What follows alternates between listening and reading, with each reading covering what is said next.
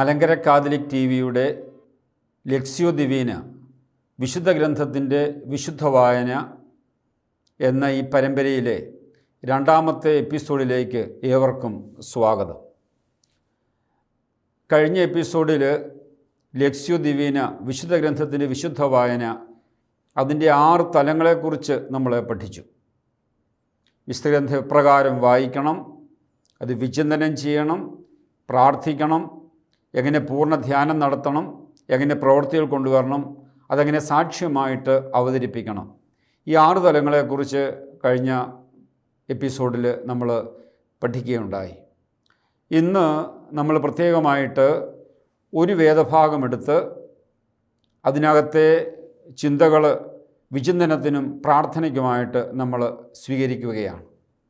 വിശുദ്ധ ലൂക്കാ എഴുതിയ സുവിശേഷം 10-ാം അധ്യായം 25 മുതൽ 37 വരെയുള്ള തിരുവചനങ്ങൾ. നല്ല സമറിയാക്കാരൻ്റെ ഉപമ. നമുക്ക് ആ ലിഖിതം ആദ്യമായിട്ട് ശ്രവിക്കാം. അപ്പോൾ ഒരു നിയമജ്ഞൻ എഴുന്നേറ്റ് നിന്ന് അവനെ പരീക്ഷിക്കുവാൻ ചോദിച്ചു, ഗുരു, നിത്യജീവൻ അവകാശമാക്കാൻ ഞാൻ എന്തു ചെയ്യണം? അവൻ ചോദിച്ചു, നിയമത്തിൽ എന്ത് എഴുതിയിരിക്കുന്നു? നീ എന്ത് വായിക്കുന്നു? അവൻ ഉത്തരം പറഞ്ഞു, നീ നിന്റെ ദൈവമായ കർത്താവിനെ പൂർണ്ണ ഹൃദയത്തോടും പൂർണ്ണ ആത്മാവോടും പൂർണ്ണ ശക്തിയോടും പൂർണ്ണ മനസ്സോടും കൂടെ സ്നേഹിക്കണം, നിന്റെ അയൽക്കാരനെ നിന്നെപ്പോലെയും. അവൻ പ്രതിവചിച്ചു, നീ ശരിയായി തന്നെ ഉത്തരം പറഞ്ഞു, ഇതനുസരിച്ച് പ്രവർത്തിക്കുക, നീ ജീവിക്കും. എന്നാൽ അവൻ തന്നെ സാധൂകരിക്കാൻ ആഗ്രഹിച്ച് യേശുവിനോട് ചോദിച്ചു, ആരാണ് എൻ്റെ അയൽക്കാരൻ? യേശു പറഞ്ഞു, ഒരുവൻ ജെറുസലേമിൽ നിന്ന് ജെറിക്കോയിലേക്ക് പോകുകയായിരുന്നു. അവൻ കവർച്ചക്കാരുടെ കയ്യിൽപ്പെട്ടു. അവർ അവൻ്റെ വസ്ത്രങ്ങൾ ഉരിഞ്ഞെടുത്ത് അവനെ പ്രഹരിച്ച് അർത്ഥപ്രാണനാക്കിയിട്ട് പൊയ്ക്കളഞ്ഞു. ഒരു പുരോഹിതനാ വഴിയെ വന്നു അവനെ കണ്ട് മറുവശത്തുകൂടെ കടന്നുപോയി. അതുപോലെ ഒരു ലേവായനും അവിടെ വന്നപ്പോൾ അവനെ കണ്ടെങ്കിലും കടന്നുപോയി. എന്നാൽ ഒരു സമറിയാക്കാരൻ യാത്രാമധ്യേ അവൻ കിടന്ന സ്ഥലത്ത് വന്നു. അവനെ കണ്ട് മനസ്സലിഞ്ഞ് അടുത്തിയെന്ന് എണ്ണയും വീഞ്ഞുമൊഴിച്ച് അവൻ്റെ മുറിവുകൾ വെച്ച് കെട്ടി തൻ്റെ കഴുതയുടെ പുറത്ത് കയറ്റി ഒരു സത്രത്തിൽ കൊണ്ടുചെന്ന് പരിചരിച്ചു. അടുത്ത ദിവസം അവൻ സത്രം സൂക്ഷിപ്പുകാരൻ്റെ കയ്യിൽ 2 ദനാറ കൊടുത്തിട്ട് പറഞ്ഞു, ഇവൻ്റെ കാര്യം നോക്കിക്കൊള്ളണം. കൂടുതലായി എന്തെങ്കിലും ചിലവാകുന്നെങ്കിൽ ഞാൻ തിരിച്ചു വരുമ്പോൾ തന്നുകൊള്ളാം. കവർച്ചക്കാരുടെ കയ്യിൽപ്പെട്ട ആ മനുഷ്യന് ഈ മൂവരിൽ ആരാണ് അയൽക്കാരനായി വർത്തിച്ചത്?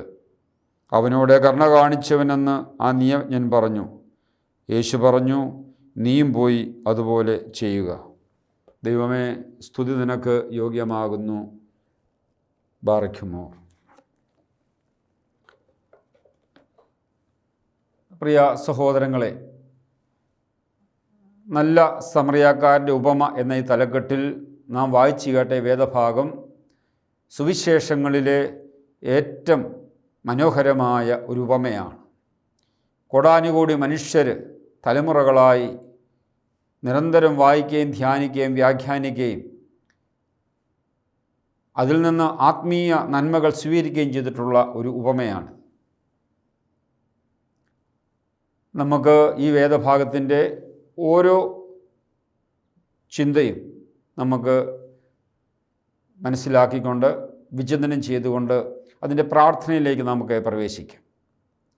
അപ്പോൾ ഒരു നിയമജ്ഞൻ എഴുന്നേറ്റ് നിന്ന് അവനെ പരീക്ഷിക്കുവാൻ ചോദിച്ചു, ഗുരു, നിത്യജീവൻ അവകാശമാക്കാൻ ഞാൻ എന്ത് ചെയ്യണം? നമുക്കറിയാം, ആരാണ് ഒരു നിയമജ്ഞൻ? യഹൂദ നിയമങ്ങൾ അറിയാവുന്നവനാണ് നിയമജ്ഞൻ. യഹൂദരുടെ നിയമം എന്ന് പറയുന്നത് അവരുടെ പഞ്ചഗ്രന്ഥിയാണ് തോറ. യഹൂദ ലിഖിതത്തെ തോറ എന്നും നബിയും കെത്തുബീം 3 രീതിയിലാണ് തരംതിരിച്ചിരിക്കുക. അതിൽ തോറ എന്ന് പറയുന്നത് ആദ്യ 5 ഗ്രന്ഥങ്ങളാണ്. നബിയും പ്രവാചക ഗ്രന്ഥങ്ങളാണ്. കെത്തുബീം ലിഖിതങ്ങളാണ്. അപ്പോൾ ആദ്യത്തെ 5 ഗ്രന്ഥങ്ങളെയാണ് തോറ, നിയമങ്ങൾ. ഈ നിയമങ്ങൾ കൃത്യമായി അറിയുന്നവനും വ്യാഖ്യാനിക്കുന്നവനുമാണ് നിയമജ്ഞൻ. യഹൂദരെ സംബന്ധിച്ചിടത്തോളം അവരുടെ രാഷ്ട്രത്തിൻ്റെ നിയമവും മതത്തിൻ്റെ നിയമവും ഒന്ന് തന്നെയായിരുന്നു. അപ്പോൾ യഹൂദ മത രാഷ്ട്രീയ നിയമങ്ങൾ കൃത്യമായി അറിയുന്നവനും വ്യാഖ്യാനിക്കുന്നവനുമാണ് നിയമജ്ഞൻ.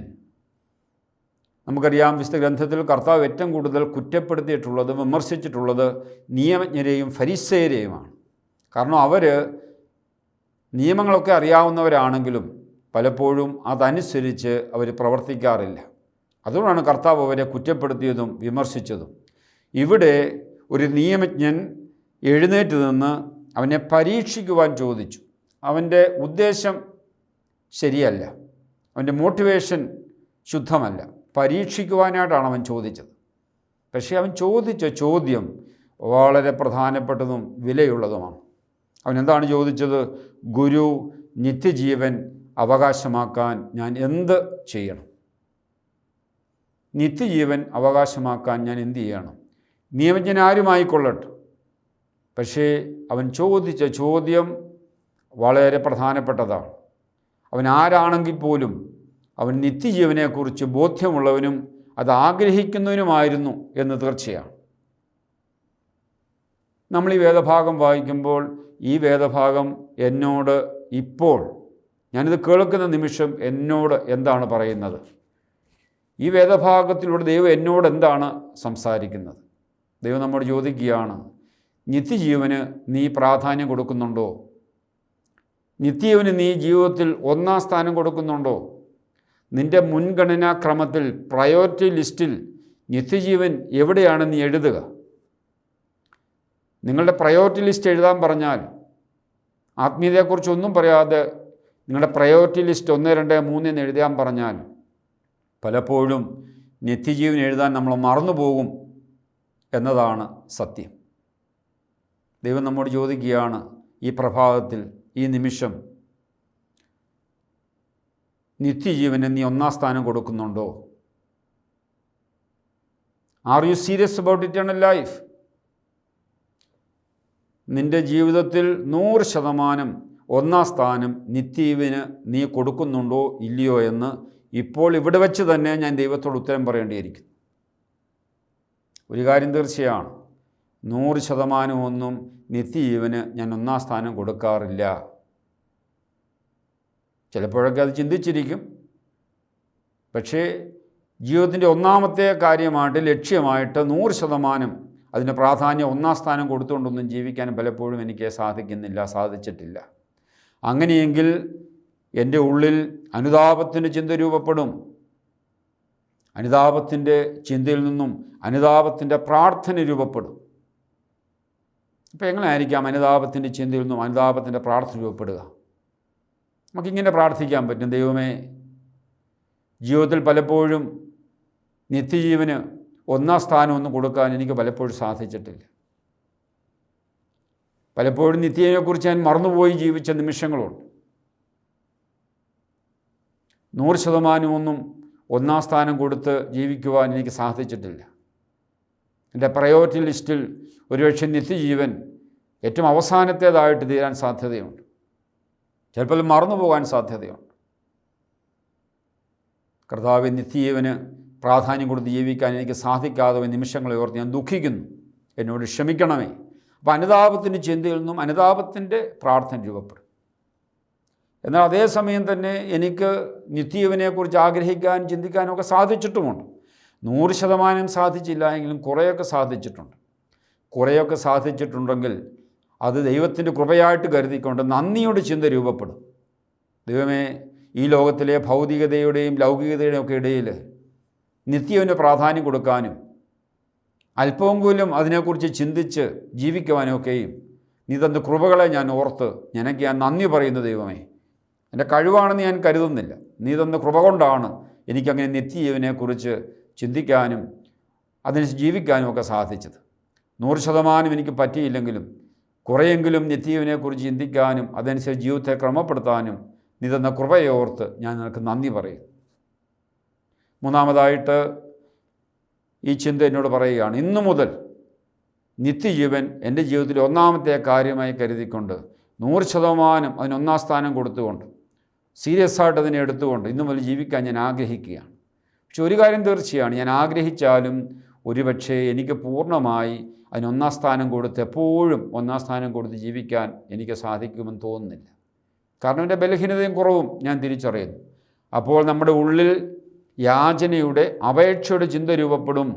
എൻ്റെ പരിമിതിയെക്കുറിച്ചും കഴിവില്ലായ്മയെക്കുറിച്ചും ചിന്തകൾ രൂപപ്പെടും. അപ്പോൾ നമ്മൾ ദൈവത്തോട് ഇങ്ങനെ അപേക്ഷയുടെ പ്രാർത്ഥന നമുക്ക് ചൊല്ലാനായിട്ട് സാധിക്കും. ദൈവമേ, നിത്യജീവന് ഒന്നാം സ്ഥാനം കൊടുത്ത് 100% നിന്നോട് വിശ്വസ്തനായി ജീവിക്കാൻ ഞാൻ ആഗ്രഹിക്കും. ദൈവമേ, പലപ്പോഴും 100% എനിക്ക് സാധിക്കുമെന്ന് എൻ്റെ കഴിവുകൊണ്ട് എനിക്ക് തോന്നുന്നില്ല.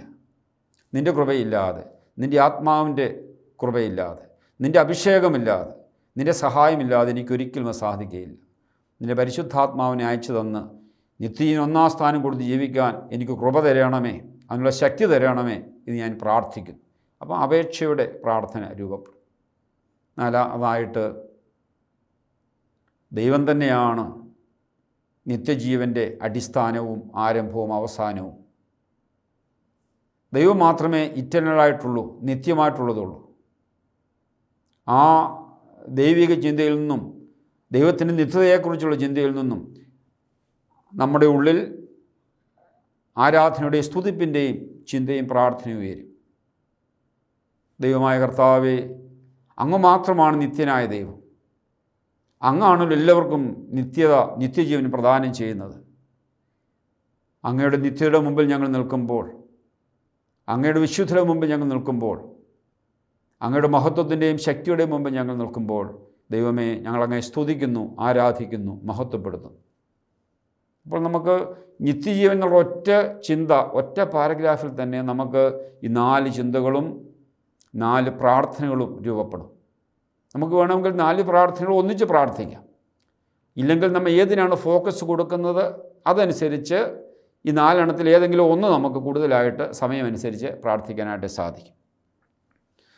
രണ്ടാമതായിട്ട്, യേശു അവനോട് ചോദിച്ചു, നിയമത്തിൽ എന്തെഴുതിയിരിക്കുന്നു, നീ എന്ത് വായിക്കുന്നു? അപ്പോൾ നിയമജ്ഞന്മാർ യേശുവിനോട് ചോദിക്കുകയാണ്, നിത്യജീവൻ അവകാശമാക്കാൻ ഞാൻ എന്ത് ചെയ്യണം? അപ്പോൾ യേശു മറുപടിയായി ചോദിക്കുകയാണ്, നിയമത്തിൽ എന്തെഴുതിയിരിക്കുന്നു, നീ എന്ത് വായിക്കുന്നു?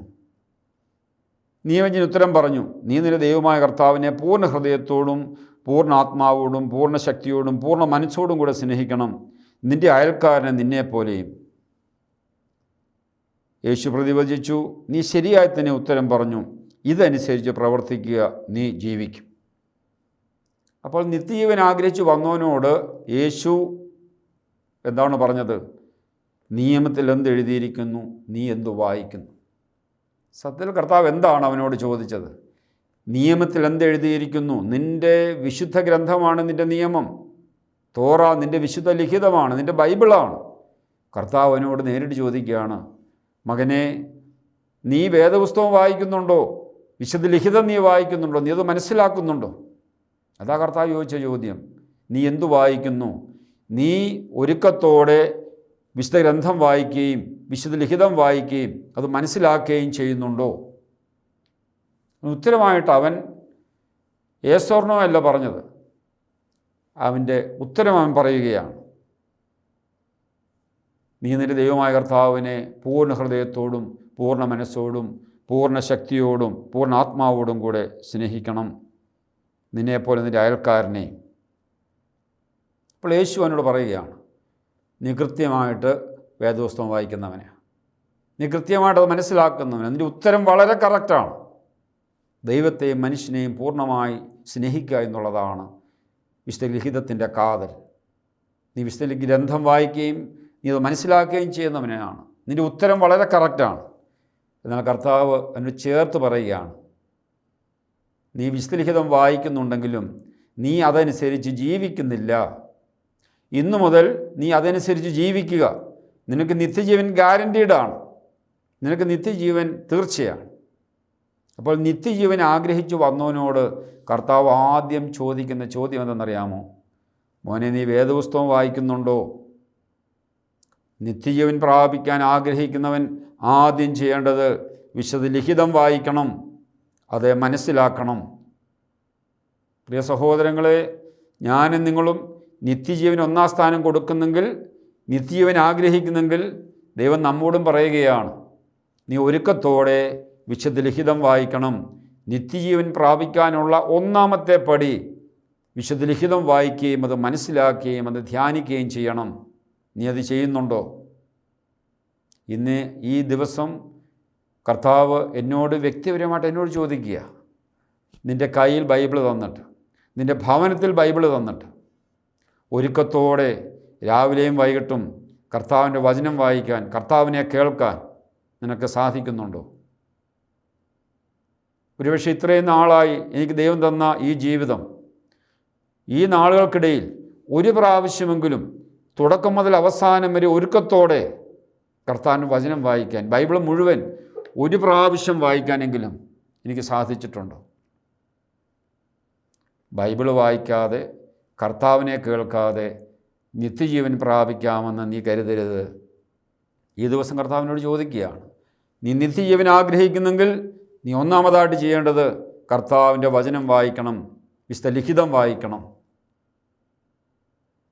തീർച്ചയായിട്ടും അത് നമ്മെ കുറ്റപ്പെടുത്തും. യേശുവിനെ ഞാൻ ഇവിടെ വെച്ച് ഇപ്പോൾ പറയണം, നീ ഒരുക്കത്തോടെ എല്ലാ ദിവസവും വിശുദ്ധ ഗ്രന്ഥം വായിക്കുന്നുണ്ടോ? കർത്താവിനെ കേൾക്കുന്നുണ്ടോ?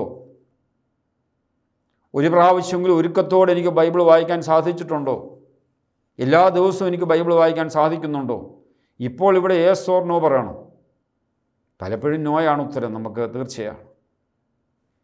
കർത്താവെ, പലപ്പോഴും അവിടുന്ന് ഇവിടുന്നൊക്കെ ഞങ്ങൾ വല്ലപ്പോഴുമൊക്കെ വായിച്ചിട്ടുണ്ട്, അതിനപ്പുറത്തോട്ടൊന്നും പലപ്പോഴും സാധിച്ചിട്ടില്ല. അങ്ങനെയെങ്കിൽ അനുതാപത്തിൻ്റെ പശ്ചാത്താപത്തിന് ചിന്ത വരും, അതിൽ നിന്നും അനുതാപത്തിൻ്റെ പ്രാർത്ഥന രൂപപ്പെടും. ദൈവമേ, പലപ്പോഴും നിൻ്റെ വചനം കയ്യിലുണ്ടായിരുന്നിട്ടും എൻ്റെ ഭവനത്തിലുണ്ടായിരുന്നിട്ടും നിന്നെ കേൾക്കാൻ, അത് വായിക്കാൻ, മനസ്സിലാക്കാൻ പലപ്പോഴും ഞാൻ ശ്രമിച്ചിട്ടില്ല. കർത്താവേ, എന്നോട് ക്ഷമിക്കണമേ. രണ്ടാമത്തെ ചിന്ത, തീർച്ചയായിട്ടും ചിലപ്പോഴൊക്കെ വായിച്ചിട്ടുണ്ട്, ധ്യാനിച്ചിട്ടുണ്ട്, ഒരുക്കത്തോടെ വായിച്ചിട്ടുമുണ്ട്. അപ്പോൾ നന്ദിയുടെ ചിന്ത രൂപപ്പെടും. ദൈവമേ, ചിലപ്പോഴെങ്കിലും അവിടുത്തെ വചനം ഒരുക്കത്തോടെ വായിക്കാൻ എനിക്ക് സാധിച്ചിട്ടുണ്ട്. നിൻ്റെ വചനം ഒരു പ്രാവശ്യമെങ്കിലും ഒരുക്കത്തോടെ വായിക്കാൻ എനിക്ക് സാധിച്ചിട്ടുണ്ട്. അപ്പോൾ നന്ദിയുടെ ചിന്ത രൂപപ്പെടും. ദൈവമേ, അവിടുത്തെ വചനം വായിക്കാനും അങ്ങയെ കേൾക്കാനും ഒക്കെ എനിക്ക് സാധിച്ച വലിയ കൃപയോർത്ത് ഞാൻ നിനക്ക് നന്ദി പറയും. ഇന്ന് ഞാനൊരു തീരുമാനമെടുക്കുകയാണ്. ഇന്നു മുതൽ ഞാൻ എല്ലാ ദിവസവും രാവിലെയും വൈകിട്ടും തിരി കത്തിച്ച് വിശുദ്ധ ലിഖിതം വായിക്കും. ദൈവനോട് സംസാരിക്കുന്നു എന്നുള്ള ബോധ്യത്തിൽ ഒരുക്കത്തോടെ ഞാൻ ഇന്നു മുതൽ വായിക്കും. പക്ഷേ ഞാൻ ഇന്ന് തീരുമാനമെടുത്താലും എൻ്റെ പരിമിതിയും കുറവൊക്കെ ഞാൻ തിരിച്ചറിയുന്നു. ചിലപ്പോൾ അതൊന്നും പൂർണ്ണമായി സാധിക്കണമെന്നില്ല. കർത്താവേ, എൻ്റെ ആഗ്രഹം മാത്രമാണത്. നീ എനിക്കതിന് കൃപ തരണം. ഇന്നു മുതൽ എല്ലാ ദിവസവും ഒരുക്കത്തോടെ നിൻ്റെ വിശുദ്ധ ലിഖിതം വായിക്കാനുള്ള കൃപ എനിക്ക് തരണമേ. അപ്പോൾ അപേക്ഷയുടെ പ്രാർത്ഥന രൂപപ്പെടും. എന്നോട് ചേർന്ന് അവസാനം ആരാധനയുടെയും സ്തുതിപ്പിൻ്റെയും ചിന്തകളും പ്രാർത്ഥനകളും രൂപപ്പെടും. അപ്പോൾ നിത്യജീവൻ ആഗ്രഹിച്ചു വന്നവനോട് കർത്താവ് ആദ്യം ചോദിക്കുന്ന ചോദ്യം, നീ വേദപുസ്തകം വായിക്കുന്നുണ്ടോ? അത് നീ മനസ്സിലാക്കുന്നുണ്ടോ? അപ്പോൾ അവൻ അതിന് പറഞ്ഞ ഉത്തരം വളരെ കറക്റ്റാണ്. നിൻ്റെ ദൈവമായ കർത്താവിനെ പൂർണ്ണ ഹൃദയത്തോടും പൂർണ്ണ മനസ്സോടും പൂർണ്ണ ആത്മാവോടും പൂർണ്ണ ശക്തിയോടും കൂടെ സ്നേഹിക്കണം, നിന്നെപ്പോലെ നിൻ്റെ അയൽക്കാരനെ. കർത്താവ് പറഞ്ഞു, നീ ശരിയായിട്ട് ഉത്തരം പറഞ്ഞു. എന്താണ് പൂർണ്ണ ഹൃദയം, പൂർണ്ണ മനസ്സ്, പൂർണ്ണ ശക്തി? നമുക്ക് അബ്രഹാമിൻ്റെ ചരിത്രത്തിലേക്ക് പോയ പെട്ടെന്ന് പിടികിട്ടു. ഇസഹാക്ക് ജനിച്ചു കഴിഞ്ഞപ്പോൾ ദൈവത്തിനൊരു സംശയം, അബ്രഹാമിൻ്റെ സ്നേഹം ഇപ്പോൾ ദൈവത്തോട് എന്നതിനുപരിയായി ഇസഹാക്കിനോടായോ എന്നൊരു സംശയം. ദൈവം ഒരു ലവ് ടെസ്റ്റ് നടത്തുകയാണ്. ദൈവം പറഞ്ഞു, എനിക്കും നിനക്കുമിടയിൽ ഇസഹാക്കുണ്ടാകാൻ പാടില്ല. നീ ആ മകനെ ബലി കഴിക്കണം, നിൻ്റെ ഏകജാതൻ ഇസഹാക്കിനെ ബലി കഴിക്കണം. മോറിയാമലയിൽ ഇസഹാക്കിനെ ബന്ധിച്ച് കിടത്തിയിട്ട് അബ്രഹാം ഒരുപക്ഷെ കത്തി ഉയർത്തിപ്പിടിച്ചൊരു സ്പോണ്ടേനിയസ് പ്രേയർ ചൊല്ലിക്കാണും. ദൈവമേ, ഞാൻ ഹാരാൻ വിട്ടത് കനാൻ കണ്ടല്ല, നിന്നെ കണ്ടാണ്. ഞാൻ നിന്നെ സ്നേഹിച്ചത് ഇസഹാക്കിനെ കണ്ടല്ല. എനിക്കും നിനക്കുമിടയിൽ ഒരു ഇസഹാക്കാണ് തടസ്സമെങ്കിൽ ഇസഹാക്കിനെ എനിക്ക് വേണ്ട. അവൻ ബലി കഴിക്കാനെ കത്തി ഉയർത്തിയപ്പോൾ ദൈവം ആ ബലിയെ തടഞ്ഞു. എനിക്കും നിനക്കുമിടയിൽ ഒന്നും ഉണ്ടാകാൻ പാടില്ല. വ്യക്തിയാകട്ടെ, വസ്തുവാകട്ടെ, സ്ഥാനമാനങ്ങളാകട്ടെ, ഈ ലോകത്തിൻ്റെ ഒന്നും. അതാണ് പൂർണ്ണ ഹൃദയത്തോടെ പൂർണ്ണ സ്നേഹം ദൈവത്തോടുള്ള എന്ന് പറയുക. അപ്പോൾ ദൈവത്തെ പൂർണ്ണമായി സ്നേഹിക്കുക എന്ന് പറഞ്ഞാൽ എനിക്കും ദൈവത്തിനുമിടയിൽ തടസ്സമായി ഒന്നും ഉണ്ടാകാൻ പാടില്ല. എനിക്കും ദൈവത്തിനുമിടയിൽ എന്തെങ്കിലും തടസ്സമുണ്ടെങ്കിൽ അതിനെല്ലാം വർജിക്കണം, അതിനെല്ലാം ബലി കഴിക്കണം. അതാണ് പൂർണ്ണ സ്നേഹം. അങ്ങനെയാണ് അബ്രഹാം വിശ്വാസികളുടെ പിതാവായത്. അപ്പോൾ ദൈവത്തെ പൂർണ്ണമായി സ്നേഹിക്കുന്ന ഒരാൾക്ക് മാത്രമേ മനുഷ്യനെ പൂർണ്ണമായി സ്നേഹിക്കാൻ സാധിക്കുകയുള്ളൂ. ഭാര്യയ്ക്ക് ഭർത്താവിനെ പൂർണ്ണമായി സ്നേഹിക്കണമെങ്കിൽ ദൈവത്തെ പൂർണ്ണമായി സ്നേഹിക്കാതെ പൂർണ്ണമായിട്ട് ഭർത്താവിനെ സ്നേഹിക്കാൻ ഭാര്യയ്ക്ക് സാധിക്കുകയില്ല. ദൈവത്തെ സ്നേഹിക്കാതെയുള്ള സ്നേഹം ഒക്കെ സ്വാർത്ഥപരമായിരിക്കും. ഭർത്താവ് ഭാര്യയെ സ്നേഹിക്കുന്നതും ദൈവത്തെ പൂർണ്ണമായി സ്നേഹിക്കുന്നെങ്കിൽ മാത്രമേ കണ്ടീഷനില്ലാതെ ആയിരിക്കുന്ന അവസ്ഥയിൽ ഭാര്യയെ പൂർണ്ണമായി സ്നേഹിക്കാൻ സാധിക്കൂ. അതുകൊണ്ടാണ് ദൈവത്തെ പൂർണ്ണമായി സ്നേഹിക്കുന്ന ഒരാൾക്ക് മാത്രമേ മനുഷ്യരെ പൂർണ്ണമായി സ്നേഹിക്കാൻ സാധിക്കുള്ളൂ. അല്ലാത്ത മാനുഷ്യ സ്നേഹങ്ങളൊക്കെ പരിമിതിയുള്ളതായിരിക്കും, കണ്ടീഷനിലായിരിക്കും. അപ്പോൾ നിത്യവൻ പ്രാപിക്കാൻ എന്താ ചെയ്യേണ്ടത്? ദൈവത്തെ പൂർണ്ണമായി സ്നേഹിക്കണം, പൂർണ്ണ ഹൃദയത്തോടെ സ്നേഹിക്കണം, നിൻ്റെ അയൽക്കാരനെ നിന്നെപ്പോലെ. ഈ വചനം എന്നോട് ഈ ദിവസം ഇപ്പോൾ എന്താണ് പറയുക? നീ ദൈവത്തെയും നിൻ്റെ സഹോദരനെയും പൂർണ്ണ ഹൃദയത്തോടെയും പൂർണ്ണ മനസ്സോടെയും പൂർണ്ണ ശക്തിയോടെയും പൂർണ്ണ ആത്മാവോടെയും സ്നേഹിക്കുന്നുണ്ടോ? ഇപ്പോൾ ഈ നിമിഷം ഞാൻ യേശോർന്ന് പറയണം, 100% ഞാൻ ദൈവത്തെയും മനുഷ്യനെയും പൂർണ്ണമായി സ്നേഹിക്കുന്നുണ്ടോ? പൂർണ്ണ ഹൃദയത്തോടെ സ്നേഹിക്കുന്നുണ്ടോ? എനിക്കും ദൈവത്തിനിടയിൽ തടസ്സമായിട്ട് ഒന്നുമില്ല എന്നെനിക്ക് ഇപ്പോൾ ഇവിടെ വെച്ച് ദൈവത്തോട് പറയാൻ പറ്റും. ഒരു കാര്യം തീർച്ചയാണ്, എനിക്ക് നിങ്ങൾക്ക് ഒന്ന് 100% ദൈവത്തെയും മനുഷ്യനെയും സ്നേഹിക്കാൻ സാധിക്കത്തില്ല. എനിക്കും ദൈവത്തിനുമിടയിൽ പല തടസ്സങ്ങളുമുണ്ട്. സമ്പത്താകാം, വ്യക്തികളാകാം, സ്ഥാനമാനങ്ങളാകാം, ഈ ലോകത്തിൻ്റെ സുഖ സന്തോഷങ്ങളാകാം, എൻ്റെ പരിമിതികളാകാം, പലതുമുണ്ട്. തീർച്ചയായിട്ടും എനിക്ക് ദൈവത്തെ 100% പൂർണ്ണ ഹൃദയത്തോടെ സ്നേഹിക്കാൻ പറ്റുന്നില്ല എങ്കിൽ അനുതാപത്തിൻ്റെ പശ്ചാത്താപത്തിന് ചിന്തകൾ വരും. അപ്പോൾ അനുതാപത്തിൻ്റെ പശ്ചാത്താപത്തിന് ചിന്തകൾ എൻ്റെ ഉള്ളിൽ രൂപപ്പെടും. അത് പ്രാർത്ഥനയായി ദൈവസന്നിധിയിലേക്ക് ഉയരും. ദൈവമേ, പൂർണ്ണ ഹൃദയത്തോടും പൂർണ്ണ മനസ്സോടും പൂർണ്ണ ആത്മാവോടും പൂർണ്ണ ശക്തിയോടും കൂടെ സ്നേഹിക്കാൻ നീ ഞങ്ങളെ പഠിപ്പിച്ചിട്ട് പലപ്പോഴും കർത്താവേ വളരെ പരിമിതമായ കണ്ടീഷണലായ സ്നേഹമൊക്കെയാണ് കർത്താവെ പലപ്പോഴും എൻ്റെ ഉള്ളിൽ നിന്ന് പുറത്തേക്ക് വന്നിട്ടുള്ളത്. ഞാൻ നിന്നെ സ്നേഹിച്ചതും മനുഷ്യനെ സ്നേഹിച്ചതും ഒക്കെ കണ്ടീഷണലായിട്ടാണ്, വ്യവസ്ഥകൾ വെച്ചുകൊണ്ടാണ്. പൂർണ്ണമായിട്ട് ഒരിക്കലും എനിക്ക് സ്നേഹിക്കാൻ സാധിച്ചിട്ടില്ല. എന്നോട് ക്ഷമിക്കണമേ കർത്താവേ. അനുതാപത്തിന് ചിന്ത വരും. ചിലപ്പോഴൊക്കെ തീർച്ചയായിട്ടും ദൈവത്തെയും മനുഷ്യനെയും ഒക്കെ സ്നേഹിക്കാൻ സാധിച്ചിട്ടുണ്ട്. അപ്പോൾ നന്ദിയുടെ ചിന്ത വരും. അപ്പോൾ നന്ദിയുടെ പ്രാർത്ഥന എൻ്റെ ഉള്ളിൽ നിന്നും രൂപപ്പെടും. ദൈവമേ, ചിലപ്പോഴെങ്കിലും നിന്നെയും മറ്റുള്ളവരെയൊക്കെ സ്നേഹിക്കാൻ എനിക്ക് സാധിച്ചിട്ടുണ്ട്. നീ തന്ന കൃപയാണ് ഞാൻ അറിയുന്ന കർത്താവേ. അങ്ങേക്ക് ഞാൻ നന്ദി പറയുന്നു. ഇന്നു മുതൽ പൂർണ്ണ ഹൃദയത്തോടും പൂർണ്ണ മനസ്സോടും പൂർണ്ണ ശക്തിയോടും കൂടെ ദൈവത്തെ സ്നേഹിക്കാൻ ഞാൻ ആഗ്രഹിക്കുന്നു. മനുഷ്യനെ സ്നേഹിക്കാൻ ഞാൻ ആഗ്രഹിക്കുന്നു. തീരുമാനമെടുക്കുകയാണ്. പക്ഷേ എനിക്കതിന് കഴിയില്ല എന്ന് എനിക്ക് തന്നെ ഉറപ്പുണ്ട്, എൻ്റെ പരിമിതിയും കുറവുകളുമൊക്കെ. അപ്പോൾ ദൈവസന്നിധിയിൽ ഞാൻ യാചിക്കുകയാണ്. യാചനയുടെ അപേക്ഷയുടെ പ്രാർത്ഥന. കർത്താവ്, ഇന്നു മുതൽ ഞാൻ 100% വിശ്വസ്തയോടെ പൂർണ്ണ ഹൃദയത്തോടും പൂർണ്ണ മനസ്സോടെ നിന്നെ സ്നേഹിക്കാനും മറ്റുള്ളവരെ സ്നേഹിക്കാനും ആഗ്രഹിക്കുന്നു. നിന്റെ കൃപ എനിക്ക് തരണമേ, നമ്മൾ അഭിഷേകം എനിക്ക് തരണമേ. നാലാമതായിട്ട് ആരാധനയുടെയും സ്തുതിപ്പിൻ്റെയും ചിന്തകൾ. ദൈവമേ, അവിടുന്ന് മാത്രമാണ് യഥാർത്ഥ സ്നേഹം. അവിടുത്തേക്ക് മാത്രമേ ഇത് സാധിക്കുകയുള്ളൂ. സ്നേഹനിധിയായ ദൈവമേ, ആ സ്നേഹത്തിന് മുമ്പിൽ ഞാൻ അങ്ങേ സ്തുതിക്കുന്നു, ആരാധിക്കുന്നു, മഹത്വപ്പെടുത്തുന്നു. ആരാധനയുടെ ചിന്തയിൽ നിന്നും ആരാധനയുടെ പ്രാർത്ഥന. കർത്താവ് നിയമജ്ഞനോട് പറഞ്ഞു, നീ ശരിയായി തന്നെ ഉത്തരം പറഞ്ഞു, ഇതനുസരിച്ച് പ്രവർത്തിക്കുക, നീ ജീവിക്കും. സത്യത്തിൽ നിയമജ്ഞനും യേശു നമ്മളുടെ ഡയലോഗ് ഇവിടെ അവസാനിക്കേണ്ടതാണ്. നിത്യവൻ ആഗ്രഹിച്ച് വന്നവനോട് യേശു പറഞ്ഞു, നീ വേദപുസ്തകം വായിക്കണം, അത് മനസ്സിലാക്കണം. അവൻ ഉത്തരം പറഞ്ഞപ്പോൾ കൃത്യമായിട്ട് വേദപുസ്തകം വായിക്കുന്നവനും അത് മനസ്സിലാക്കുന്നവനുമാണെന്ന് യേശു മനസ്സിലാക്കി. പക്ഷേ ഒരു കുറവ് അവനുണ്ട്. അവന് ഒരു കുറവ് കർത്താവ് ചൂണ്ടിക്കാണിച്ചു. മോനെ, വേദപുസ്തകം വായിച്ചതിന് പേര് മാത്രമൊന്നും നിനക്ക് നിത്യജീവനും കിട്ടത്തില്ല. അതനുസരിച്ച് നീ പ്രവർത്തിക്കണം. നീയും അറിയുന്നവനും വ്യാഖ്യാനിക്കുന്നവനുമാണെന്ന് എനിക്കറിയാം. പക്ഷേ നീ അതനുസരിച്ച് പ്രവർത്തിക്കുന്നില്ല. ഇന്നു മുതൽ നീ അതനുസരിച്ച് പ്രവർത്തിക്കുക. നിത്യജീവൻ നിനക്ക് ഗ്യാരൻറ്റീഡാണ്. അവനെന്താണിത് ചെയ്യേണ്ടത്? അത് കേട്ടുകഴിഞ്ഞപ്പോൾ അവൻ എളിമയോടെ പറയണമായിരുന്നു, കർത്താവേ, ഇന്നു മുതൽ ഞാൻ വിശുദ്ധഗ്രന്ഥം വായിക്കുക മാത്രമല്ല, മനസ്സിലാക്കുക മാത്രമല്ല, അതനുസരിച്ച് പ്രവർത്തിക്കുകയൂടെ ചെയ്തു കൊള്ളാം എന്ന് പറഞ്ഞ് എളിമയോടെ കർത്താവ് പറഞ്ഞ് സ്വീകരിച്ചവൻ പോയിരുന്നെങ്കിൽ അവിടെ ഡയലോഗ് തീർന്നേനെ. പക്ഷേ സുവിശേഷം ഇപ്രകാരം പറയുന്നു, എന്നാൽ അവൻ തന്നെ സാധൂകരിക്കാൻ ആഗ്രഹിച്ച് യേശുവിനോട് ചോദിച്ചു, ആരാണ് എൻ്റെ അയൽക്കാരൻ? അവൻ തന്നെ സാധൂകരിക്കാൻ ആഗ്രഹിച്ചു. കർത്താവ് അവനെ പരോക്ഷമായി കുറ്റപ്പെടുത്തിയത് അവന് ഒട്ടും ഇഷ്ടമായില്ല. വിശുദ്ധഗ്രന്ഥം വായിച്ചാൽ മാത്രം പോരാ, മനസ്സിലാക്കിയാൽ മാത്രം പോരാ, അതനുസരിച്ച് ജീവിക്കണമെന്നുകൂടെ പറഞ്ഞത്, അവനെ കുറ്റപ്പെടുത്തിയത് ഉൾക്കൊള്ളാൻ അവന് സാധിക്കാതെ വന്നപ്പോൾ അവൻ തന്നെ ന്യായീകരിക്കാനും സാധൂകരിക്കാനും ആഗ്രഹിച്ചുകൊണ്ട് യേശുവിനോട് ചോദിച്ചു, ആരാണ് എൻ്റെ അയൽക്കാരൻ? ഈ ലിഖിതം കേൾക്കുമ്പോൾ കർത്താവ് എന്നോടും ചോദിക്കുകയാണ്, മകനെ, മകളെ, നിൻ്റെ ഒരു കുറവ്, നിൻ്റെ ഒരു പരിമിതി മറ്റൊരാൾ ചൂണ്ടിക്കാണിക്കുമ്പോൾ നീ എളിമയോടെയാണോ അത് സ്വീകരിക്കുന്നത്?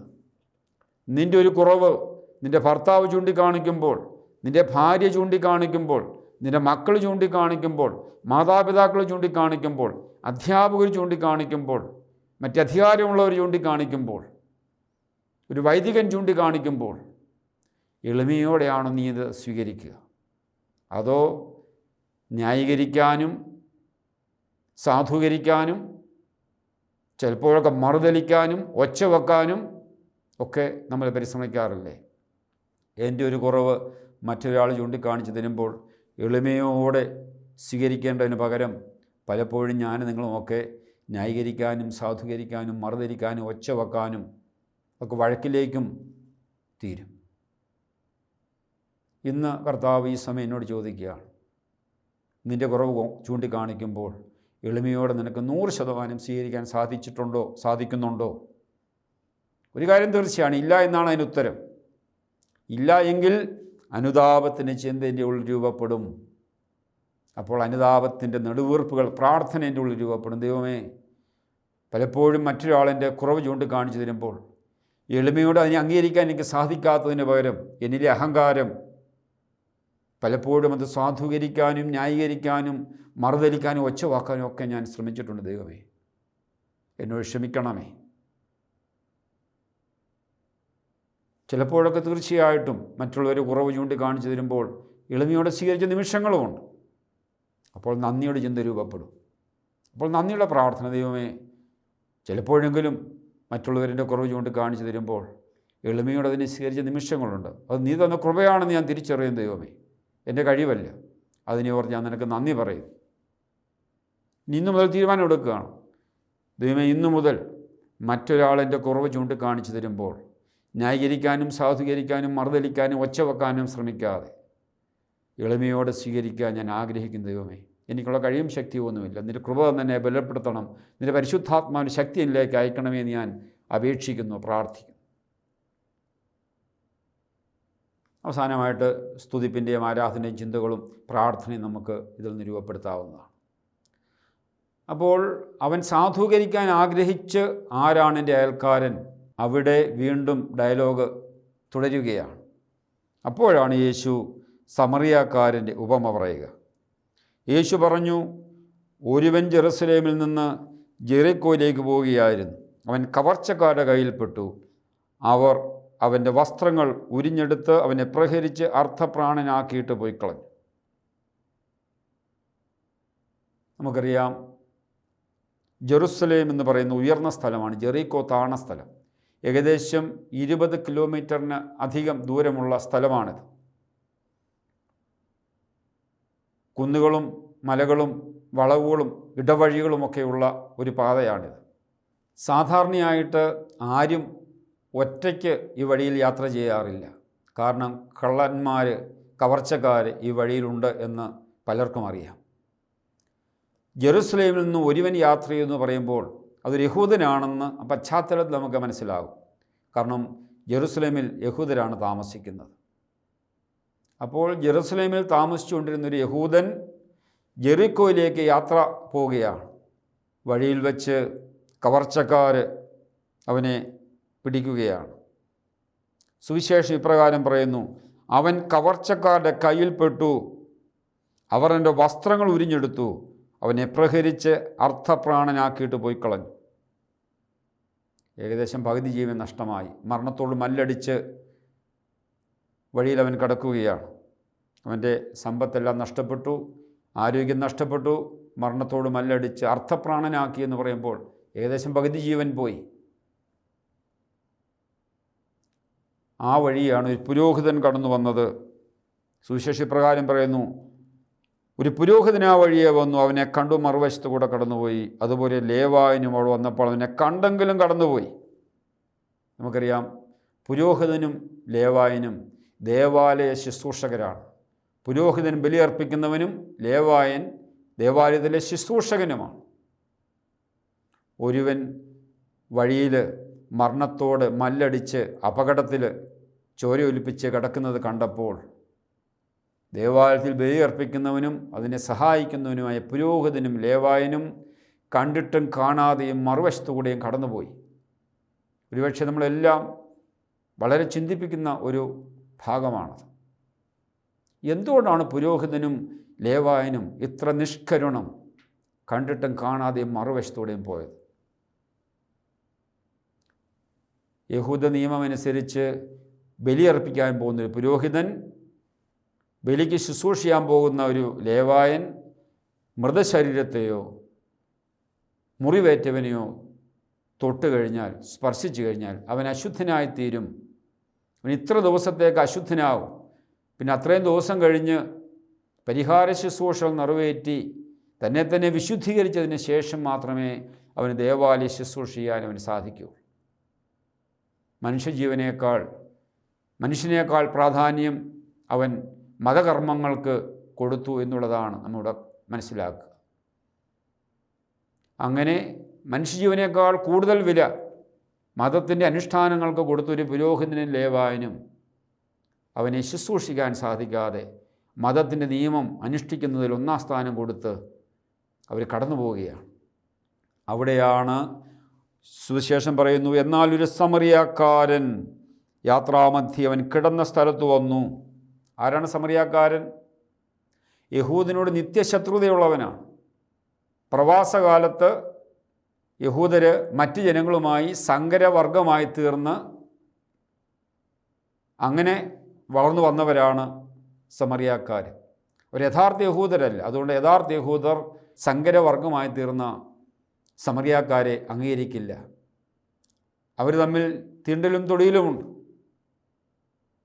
അവരടുത്തിരുന്ന് ഭക്ഷണം കഴിക്കത്തില്ല, തൊടുകയില്ല, സംസാരിക്കുകയില്ല.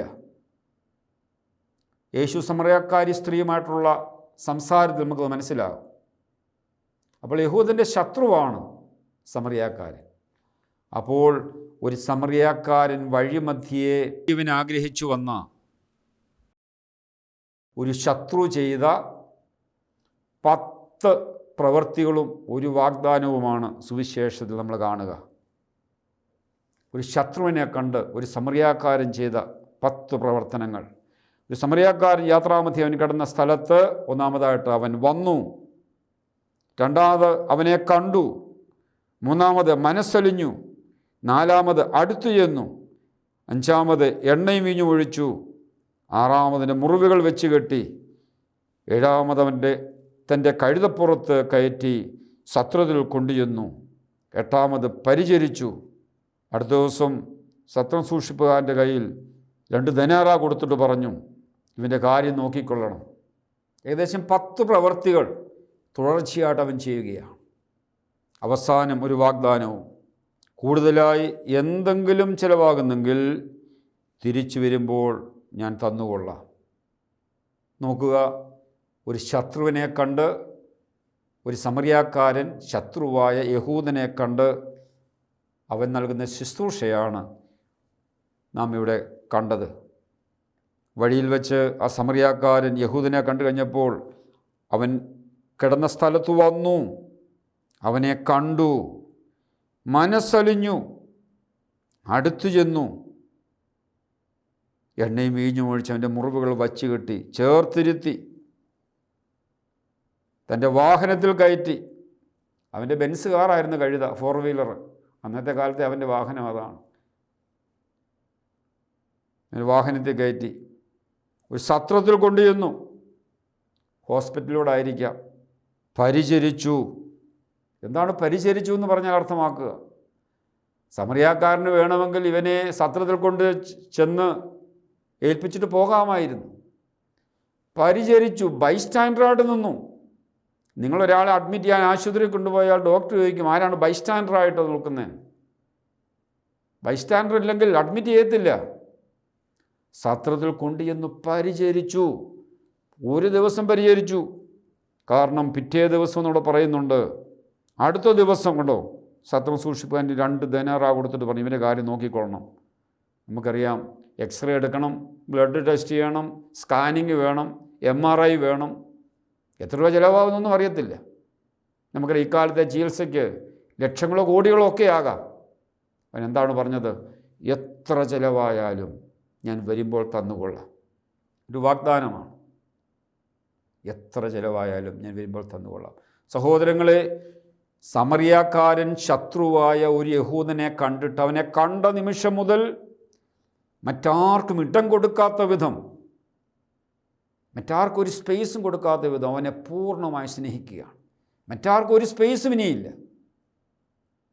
അതാണ് പൂർണ്ണ സ്നേഹം. അവനെ കണ്ടു, അടുത്തിയെന്നു, മനസ്സലിഞ്ഞു, ചേർത്തിരുത്തി, മുറിവ് വെച്ച് കെട്ടി, അവൻ്റെ വാഹനത്തിൽ കയറ്റി ഹോസ്പിറ്റലിൽ എത്തിച്ചു. അവിടെ ബൈസ്റ്റാൻഡറായിട്ട് നിന്നു. അവിടുത്തെ ഇവിടുന്ന് എല്ലാ ചെലവും എടുത്തു.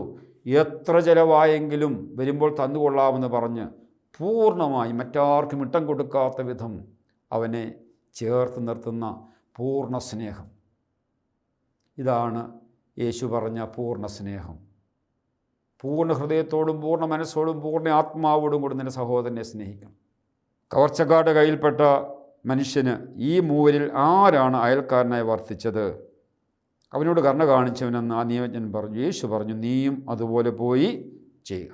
ആദ്യം പറഞ്ഞ അതേ ഡയലോഗ് തന്നെയാണ് കർത്താവ് റിപ്പീറ്റ് ചെയ്യുകയാണ്. ആദ്യം 28-ാം വാക്യത്തിൽ ഇപ്രകാരം പറയുന്നുണ്ട്, അവൻ യേശു പ്രതിവചിച്ചു, നീ ശരിയായി തന്നെ ഉത്തരം പറഞ്ഞു, ഇതനുസരിച്ച് പ്രവർത്തിക്കുക. അപ്പോഴാണ് അവൻ ന്യായീകരിക്കാനും സാധൂകരിക്കാനും ആഗ്രഹിച്ച് ആരാണ്ട് അയൽക്കാരൻ ചോദിച്ചത്. ഉപമ പറഞ്ഞിട്ട് അവസാനം കർത്താവ് വീണ്ടും പറയുകയാണ്, നീയും അതുപോലെ പോയി ജീവിക്കുക, നിത്യജീവൻ നിനക്ക് ഗ്യാരൻറ്റീഡാണ്. അല്ലയോ നിയമജ്ഞ, നീ വേദോത്സവം വായിക്കുകയും പഠിക്കുകയും ചെയ്യുന്നവനാണ്, പക്ഷേ നീ അതനുസരിച്ച് ജീവിക്കുന്നില്ല. ഇതനുസരിച്ച് നീ പൂർണ്ണമായിട്ട് ഒരാളെ സ്നേഹിക്കുക, ദൈവത്തെ സ്നേഹിക്കുക, നിത്യജീവൻ നിനക്ക് ഗ്യാരൻറ്റീഡാണ്. പ്രിയ സഹോദരങ്ങളെ, പലപ്പോഴും നമ്മൾ ഈ ഉപമ വായിക്കുമ്പോൾ നമ്മുടെ മനസ്സിലേക്ക് വരുന്ന ചിന്ത, നമ്മൾ യാത്ര പോയപ്പോൾ വഴിയിൽ വെച്ച് ആരെങ്കിലും അപകടത്തിൽ കിടക്കുന്ന കണ്ടു, അല്ലെ സഹായം അഭ്യർത്ഥിച്ച് ആരെങ്കിലും നമ്മുടെ അടുത്ത് വന്നു. അപ്പോൾ നമ്മുടെ മനസ്സിൽ വരുന്ന ചിന്ത, ചിലപ്പോഴൊക്കെ പുരോഹിതനെ പോലെ ലേവായനെ പോലെ നമ്മൾ കണ്ടിട്ടും കാണാതെയും കേട്ടിട്ടും കേൾക്കാതെയും മൈൻഡ് ചെയ്യാതെ അവരെ ഒഴിവാക്കിപ്പോയ നിമിഷങ്ങളൊക്കെ ഉണ്ട് എന്നൊക്കെ നമ്മൾ ചിന്തിക്കും. ചിലപ്പോഴൊക്കെ അങ്ങനെ അവരെ കണ്ടു, മനസ്സലിഞ്ഞു, അടുത്തിയെന്നു. പിന്നെ അങ്ങോട്ട് ഒന്നും ചെയ്യാൻ സാധിച്ചില്ല. കാരണം നമ്മൾ തൊട്ടുപോയെങ്കിൽ പ്രശ്നമാണ്, അതിന് ഉത്തരം പറയേണ്ടി വരും. അതുകൊണ്ട് കണ്ടു, മനസ്സലിഞ്ഞു, അടുത്തിയെന്നു, എന്താണെന്നൊക്കെ നോക്കി അങ്ങ് പോയി. എന്നാൽ ഒരുപക്ഷെ ചിലർ കണ്ടു, അടുത്തിയെന്നു, മനസ്സലിഞ്ഞു, അവരുടെ വണ്ടിയെ കയറ്റി ആശുപത്രി വരെ എത്തിച്ചേക്കും. ബൈസ്റ്റാൻഡറായിട്ടൊന്നും ആരും നിൽക്കാൻ പോകത്തില്ല. ഇനി അവൻ്റെ ചിലവ് ഏറ്റെടുക്കാനും ശ്രമിക്കത്തില്ല. ഇനി അതിനും ശ്രമിച്ചെങ്കിൽ പോലും എത്ര ചിലവായാലും അതെല്ലാം തന്നുകൊള്ളാമെന്ന് വാഗ്ദാനം ചെയ്യുന്നത് എത്ര പേരുണ്ടെന്നറിയില്ല. തീർച്ചയായിട്ടും ഈ ചിന്തകളെല്ലാം ഈ വേദഭാഗത്തിൻ്റെ വ്യാഖ്യാനത്തിൽ വരുന്നതാണ്. ഈ ചിന്തകളെല്ലാം വെച്ച് നമുക്ക് തീർച്ചയായിട്ടും നമ്മുടെ ചിന്തകളെ രൂപപ്പെടുത്താം. സഹായം അഭ്യർത്ഥിച്ച് വഴിയിൽ വേദനിച്ച് രോഗിയായിട്ട് കിടന്നവൻ, അല്ലെങ്കിൽ അപകടത്തിൽ കിടന്നവൻ, അവനെ അങ്ങനെയുള്ള ഒരാളെ കണ്ടിട്ട് ഞാൻ ആ വ്യക്തിയെ സഹായിക്കാതെ, ശ്രദ്ധിക്കാതെ പുരോഹിതനെ പോലെ ലേവായനെ പോലെയൊക്കെ പോയ നിമിഷങ്ങളുണ്ടോ? തീർച്ചയായിട്ടും ഒരു താപത്തിൻ്റെ പശ്ചാത്തലത്തിലേക്ക് ചിന്തകൾ വരും. അല്ലെ ഭാഗികമായ ശുശ്രൂഷ ചെയ്തിട്ട് മുഴുവനായിട്ട് ശുശ്രൂഷിക്കാൻ സാധിക്കാവുന്ന നിമിഷങ്ങളുണ്ടോ? തീർച്ചയായിട്ടും അത് വിചിന്തനം ചെയ്യേണ്ടതാണ്. പശ്ചാത്താപത്തിന് അനുതാപത്തിൻ്റെ ചിന്തകൾ നമ്മുടെ ഉള്ളിൽ വരും. ചിലപ്പോഴൊക്കെ സഹായിച്ച നിമിഷങ്ങളെ ഓർത്ത് നന്ദിയുടെ ചിന്തകളും രൂപപ്പെടും. പ്രിയ സഹോദരങ്ങളെ, ഈ വേദഭാഗം വായിക്കുമ്പോൾ നമ്മൾ ചിന്തിക്കേണ്ട മറ്റൊരു ചിന്ത കൂടിയുണ്ട്. അതായത്, മുറിവേറ്റ് കിടക്കുന്നവരും വേദനിച്ച് കിടക്കുന്നവരും വഴിയിലല്ല, എൻ്റെ ഭവനത്തിൽ തന്നെയാണ്. മുറിവേറ്റ് കിടക്കുന്നത് എൻ്റെ ഭാര്യയാണ്, എൻ്റെ ഭർത്താവാണ്, എൻ്റെ മക്കളാണ്, എൻ്റെ മാതാപിതാക്കളാണ്, എൻ്റെ സഹോദരങ്ങളാണ്. എൻ്റെ ഭവനത്തിൽ തന്നെ അനേകരും മുറിവേറ്റ് കിടപ്പുണ്ട്. പക്ഷേ അവരെയൊന്നും കാണാൻ സാധിക്കാതെ ദിവസങ്ങളോ ആഴ്ചകളോ മാസങ്ങളോ മാറി നടക്കുകയും മുഖം മറച്ച് നടക്കുകയും ചെയ്യുന്ന നിമിഷങ്ങൾ നമ്മുടെ ജീവിതത്തിലില്ലേ? എൻ്റെ ഭാര്യ മുറിവേറ്റ് കിടന്നിട്ട്, എൻ്റെ ഭർത്താവ് മുറിവേറ്റ് കിടന്നിട്ട്, എൻ്റെ മക്കൾ മുറിവേറ്റ് കിടന്നിട്ട്, എൻ്റെ മാതാപിതാക്കൾ മുറിവേറ്റ് കിടന്നിട്ട്, എൻ്റെ സഹോദരങ്ങൾ മുറിവേറ്റ് കിടന്നിട്ട്, കണ്ടിട്ടും കാണാതെ കേട്ടിട്ടും കേൾക്കാതെ 4 ഭിത്തിക്കുള്ളിൽ കണ്ണടച്ചും ചെവിയടച്ചും ജീവിച്ച ദിവസങ്ങളോ ആഴ്ചകളോ മാസങ്ങളോ വർഷങ്ങളോ ചിലപ്പം ജീവിതത്തിലുണ്ടായിട്ടില്ലേ? ഈ വേദഭാഗം വായിക്കുമ്പോൾ യേശു എന്നോട് പറയുകയാണ്, റോഡ് സൈഡിലോ വഴിയരിയിലോ അപകടത്തിൽപ്പെട്ട് മുറിവേറ്റ് കിടക്കുന്നവൻ്റെ കാര്യത്തേക്കാൾ ഉപരി നിൻ്റെ ഭവനത്തിൽ മുറിവേറ്റ് കിടക്കുന്നവരെയാണ് നീ ആദ്യം സ്നേഹിക്കേണ്ടത്, ശുശ്രൂഷിക്കേണ്ടത്. നല്ല സമറായൻ നിലയിൽ നീ ആദ്യം അടുത്ത് ചെന്ന് മുറിവ് വെച്ച് കെട്ടേണ്ടത് നിൻ്റെ ഭാര്യയുടേതാണ്. നിൻ്റെ ഭർത്താവിൻ്റെ മുറിവാണ് ആദ്യം വെച്ച് കെട്ടേണ്ടത്. നിൻ്റെ മക്കളുടെ മുറിവാണ്, മാതാപിതാക്കളുടെ മുറിവാണ് ആദ്യം വെച്ച് കെട്ടേണ്ടത്. ചേർത്തിരുത്തേണ്ടത് അവരെയാണ്. അതുകൊണ്ട് പ്രിയ സഹോദരങ്ങളെ, മുറിവേറ്റ് കിടക്കുന്നവർ എൻ്റെ ഭവനത്തിൽ തന്നെ ഉണ്ട്, നമ്മൾ മനസ്സിലാക്കണം. സ്വന്തം ഭവനത്തിൽ മുറിവേറ്റ് കിടക്കുന്നവരെ വെച്ച് കെട്ടി ചേർത്തിരുത്തി സ്നേഹം കൊടുത്തിട്ട് മതി നാട്ടുകാർക്കൊക്കെ മുറിവെച്ച് കെട്ടുന്നത്. പലപ്പോഴും നമ്മുടെ ഭവനത്തിൽ മുറിവേറ്റ് കിടക്കുന്നവരെ ശ്രദ്ധിക്കാതെ പോയ നിമിഷങ്ങൾ നമ്മൾ ചിന്തിക്കുമ്പോൾ അനുതാപത്തിൻ്റെ പശ്ചാത്താപ ചിന്തകൾ നമ്മുടെ ഉള്ളിൽ ശക്തമാകും. അപ്പോൾ അനുതാപത്തിൻ്റെയും പശ്ചാത്താപത്തിൻ്റെയും പ്രാർത്ഥനകൾ രൂപപ്പെടും. ദൈവമേ, എൻ്റെ ഭവനത്തിൽ എൻ്റെ ഭാര്യ, എൻ്റെ ഭർത്താവ്, എൻ്റെ മക്കൾ, മാതാപിതാക്കൾ, ഒരുപക്ഷെ ഞാൻ തന്നെ അവരെ മുറിപ്പെടുത്തിയിട്ട്, ഞാൻ തന്നെയാണ് അവരെ മുറിപ്പെടുത്തിയത്, എന്നിട്ടും കണ്ടിട്ടും കാണാതെയും കേട്ടിട്ടും കേൾക്കാതെയും പുരോഹിതനെ പോലെയും ലേവായനെ പോലെയും പല ന്യായീകരണങ്ങളും പറഞ്ഞ് അവരെ ചേർത്തിരുത്തി അവർക്ക് സ്നേഹം കൊടുക്കാതെ മുറിവ് വെച്ച് കെട്ടാതെ ചിലപ്പോഴൊക്കെ അവിടെ മുറിവുകളെ വീണ്ടും വേദനിപ്പിച്ച് ജീവിച്ച നിമിഷങ്ങളുണ്ട്. കർത്താവേ, എന്നോട് ക്ഷമിക്കണമേ. ചിലപ്പോഴൊക്കെ എത്രയോ പ്രാവശ്യം സ്വന്തം ഭാര്യയെ, ഭർത്താവിനെ, മക്കളെ, മാതാപിതാക്കളെയൊക്കെ മുറിവേറ്റ സമയത്ത് ചേർത്തിരുത്തി മുറിവ് വെച്ച് കെട്ടി എണ്ണയൊഴിച്ച് സ്നേഹം കൊടുത്ത എത്രയോ നിമിഷങ്ങളുണ്ട്. ആ നിമിഷങ്ങളിലൊക്കെ തീർച്ചയായിട്ടും നന്ദിയുടെ ചിന്തയും പ്രാർത്ഥനയും രൂപപ്പെടും.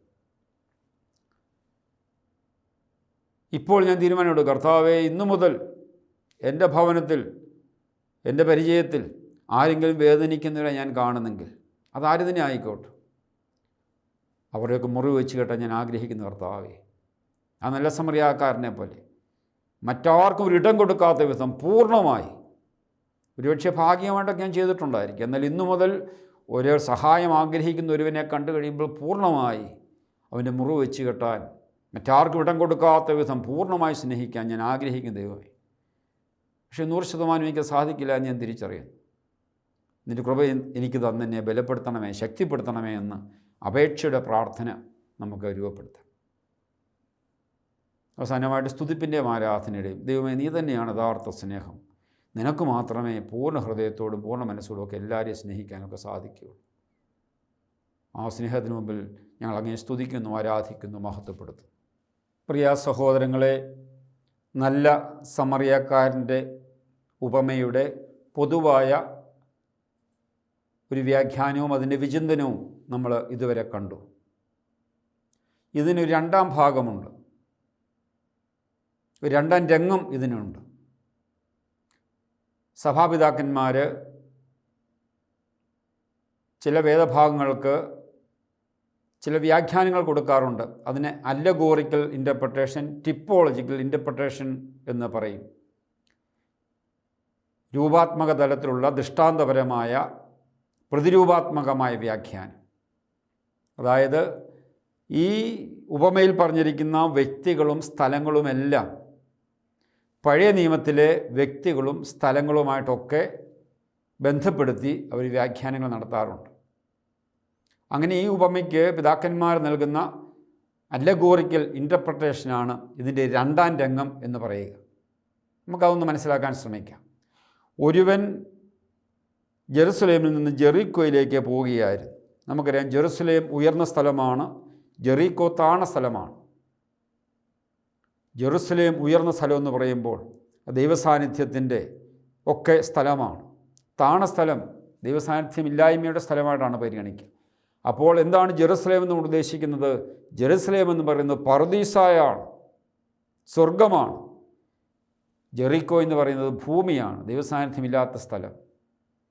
ഒരുവൻ പറുദീസായിൽ നിന്ന് ഭൂമിയിലേക്ക് യാത്ര ചെയ്തു.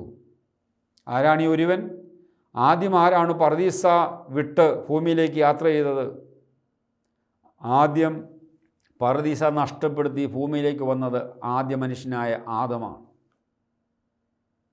അപ്പോൾ ആദം സ്വർഗം വിട്ട് പറുദീസ വിട്ട് ഭൂമിയിലേക്ക് യാത്ര ചെയ്തു. അപ്പോൾ എന്താണ് സംഭവിച്ചത്? സ്വർഗം വിട്ട് ആര് ദൈവസാന്നിധ്യം വിട്ട് യാത്ര ചെയ്യുമോ, ദൈവസാന്നിധ്യം നഷ്ടപ്പെടുത്തുമോ, അപ്പോഴൊക്കെ സംഭവിക്കുന്നത് എന്താണ്? കവർച്ചക്കാർ വഴിയിൽ അവനെ പിടിക്കും. ആദം സ്വർഗം വിട്ട് ഭൂമിയിലേക്ക് യാത്ര ചെയ്തപ്പോൾ ആ വഴിയിൽ വെച്ച് കവർച്ചക്കാരുടെ കയ്യിൽപ്പെട്ടു. ആരാണ് കവർച്ചക്കാർ? പിശാചുക്കൾ. സ്വർഗം വിട്ട് ദൈവസാന്നിധ്യം വിട്ട് ഭൂമിയിലേക്ക് യാത്ര ചെയ്ത നിമിഷം ആദ്യത്തെ പിശാച് പിടിക്കുകയാണ്. എന്നിട്ട് എന്തൊക്കെയാ ചെയ്യുന്നറിയാമോ? അവൻ കവർച്ചയുടെ കയ്യിൽപ്പെട്ടു. അവർ അവൻ്റെ വസ്ത്രങ്ങൾ ഉരിഞ്ഞെടുത്തു. ആദത്തിൻ്റെ വസ്ത്രം ഉരിഞ്ഞെടുത്തു. എന്താണ് ഈ വസ്ത്രം? മഹത്വത്തിൻ്റെ അങ്കി, ദ റോബ് ഓഫ് ഗ്ലോറി, പരിശുദ്ധാത്മ സാന്നിധ്യം, പ്രസാദവരം പിശാച് ഉരിഞ്ഞെടുത്തു. അവനെ നഗ്നനാക്കി. അവൻ്റെ ആത്മീയത മുഴുവൻ ഉരിഞ്ഞു മാറ്റി. ദൈവസാന്നിധ്യം അവൻ എടുത്തു കളഞ്ഞു. എന്നിട്ട് അവനെ പ്രഹരിച്ചു. അവന് ആത്മീയമായ പ്രഹരം. അവന് മനസ്സിൻ്റെ സന്തോഷമെല്ലാം നഷ്ടപ്പെട്ടു. ആത്മീയമായ പ്രഹരം അവന് ഏൽക്കേണ്ടി വന്നു. സന്തോഷമില്ല, സമാധാനമില്ല. എന്നിട്ട് പറയാണ് അർത്ഥപ്രാണനാക്കിയിട്ട് പോയി കളഞ്ഞു. എന്താണ് അർത്ഥപ്രാണനാക്കിയിട്ട് പോയി കളഞ്ഞു? പകുതി ജീവനെടുത്തു. നമുക്ക് രണ്ട് ജീവനുണ്ട്, ആത്മീയ ജീവനും ദൈവിക ജീവനും മനുഷ്യജീവനും. പിശാച് എടുക്കുന്ന ആത്മീയ ജീവനാണ്. ആദത്തിൻ്റെ ആത്മീയ ജീവൻ, പരിശുദ്ധാത്മ സാന്നിധ്യം അവനങ്ങ് എടുത്തു. പിന്നെ ഭൗതിക ജീവന് മാത്രമേ അവനുള്ളൂ. അർത്ഥപ്രാണനാക്കി പകുതി ജീവൻ, യഥാർത്ഥ ആത്മജീവൻ പിശാച് അപഹരിച്ചു. അർത്ഥപ്രാണനാക്കിയിട്ട് പോയി കളഞ്ഞു. ഒരു പുരോഹിതനാ വഴിയെ വന്നു. അവനെ കണ്ട് മറുവശത്തൂടെ കടന്നുപോയി. ഒരു ലേവാവിനോട് വന്നപ്പോൾ അവനെ കണ്ടെങ്കിലും കടന്നുപോയി. ആദാമും ആദാമിൻ്റെ സന്തതി പരമ്പരകളും സ്വർഗം വിട്ട് ഭൂമിയിലേക്ക് യാത്ര ചെയ്തപ്പോൾ വഴിയിൽ വെച്ച് പിശാചിനാൽ പിടിക്കപ്പെട്ട് ആത്മീയ വസ്ത്രം ഉരിഞ്ഞെടുക്കപ്പെട്ട് പ്രയാസങ്ങളിലും പ്രതിസന്ധികളിലും വേദനകളിലൂടെയും കടന്നുപോയപ്പോൾ ആത്മീയജീവനൊക്കെ നഷ്ടമായി. അവർ പ്രയാസപ്പെട്ടപ്പോൾ, മുറിവേറ്റ് കിടന്നപ്പോൾ അവരെ രക്ഷിക്കുവാനോ അവരെ സൗഖ്യപ്പെടുത്തുവാനോ സാധിക്കാത്ത കാലഹരണപ്പെട്ട മതാത്മകതയുടെ പ്രതീകമായിരുന്നു പുരോഹിതനും ഈ ലേവായനും. അതായത് ആദാമിനെയും ആദാമിൻ്റെ സന്തതി പരമ്പരകളെയും ഈ പിശാചിൻ്റെ പിടിയിൽ നിന്ന് മോചിപ്പിക്കാനോ രക്ഷിക്കുവാനോ യഹൂദ മതത്തിനോ യഹൂദ മതാത്മകതയ്ക്കോ യഹൂദ പൗരോഹിത്യത്തിനോ സാധിച്ചില്ല. അതിൻ്റെ പ്രതീകമായിരുന്നു പുരോഹിതനും ലേവായനും. എന്നാൽ ഒരു സമറിയാക്കാരൻ യാത്രാമധ്യേ അവൻ കിടന്ന സ്ഥലത്ത് വന്നു. ആരാണ് ഈ സമറിയാക്കാരൻ? അത് മറ്റാരുമല്ല, അത് യേശു തന്നെയാണ് ഈ സമറിയാക്കാരൻ. യേശുവാകുന്ന സമറിയാക്കാരൻ ആദാമിനെയും ആദാമിൻ്റെ സന്തതി പരമ്പരയും കണ്ടിട്ട് ദൈവവുമായി ബന്ധം നഷ്ടപ്പെട്ട് മനുഷ്യവംശത്തെ കണ്ടിട്ട്, ആദാമിനെയും ആദാമിൻ്റെ സന്തതി പരമ്പരയും കണ്ടിട്ട് യേശു ചെയ്ത 10 പ്രവൃത്തികളും ഒരു വാഗ്ദാനവുമാണ് നമ്മൾ താഴോട്ട് കാണുന്നത്. എന്തൊക്കെയാണ് ചെയ്ത 10 പ്രവൃത്തികളും വാഗ്ദാനവും? യാത്രാമധ്യേ അവൻ കിടന്ന സ്ഥലത്ത് വന്നു. യേശു സ്വർഗത്തിൽ നിന്നും ഭൂമിയിലേക്ക് യാത്ര ചെയ്തു. ആദാമും ആദാമിൻ്റെ സന്തതി പരമ്പരകളുമായിരിക്കുന്ന സ്ഥലത്തു വന്നു.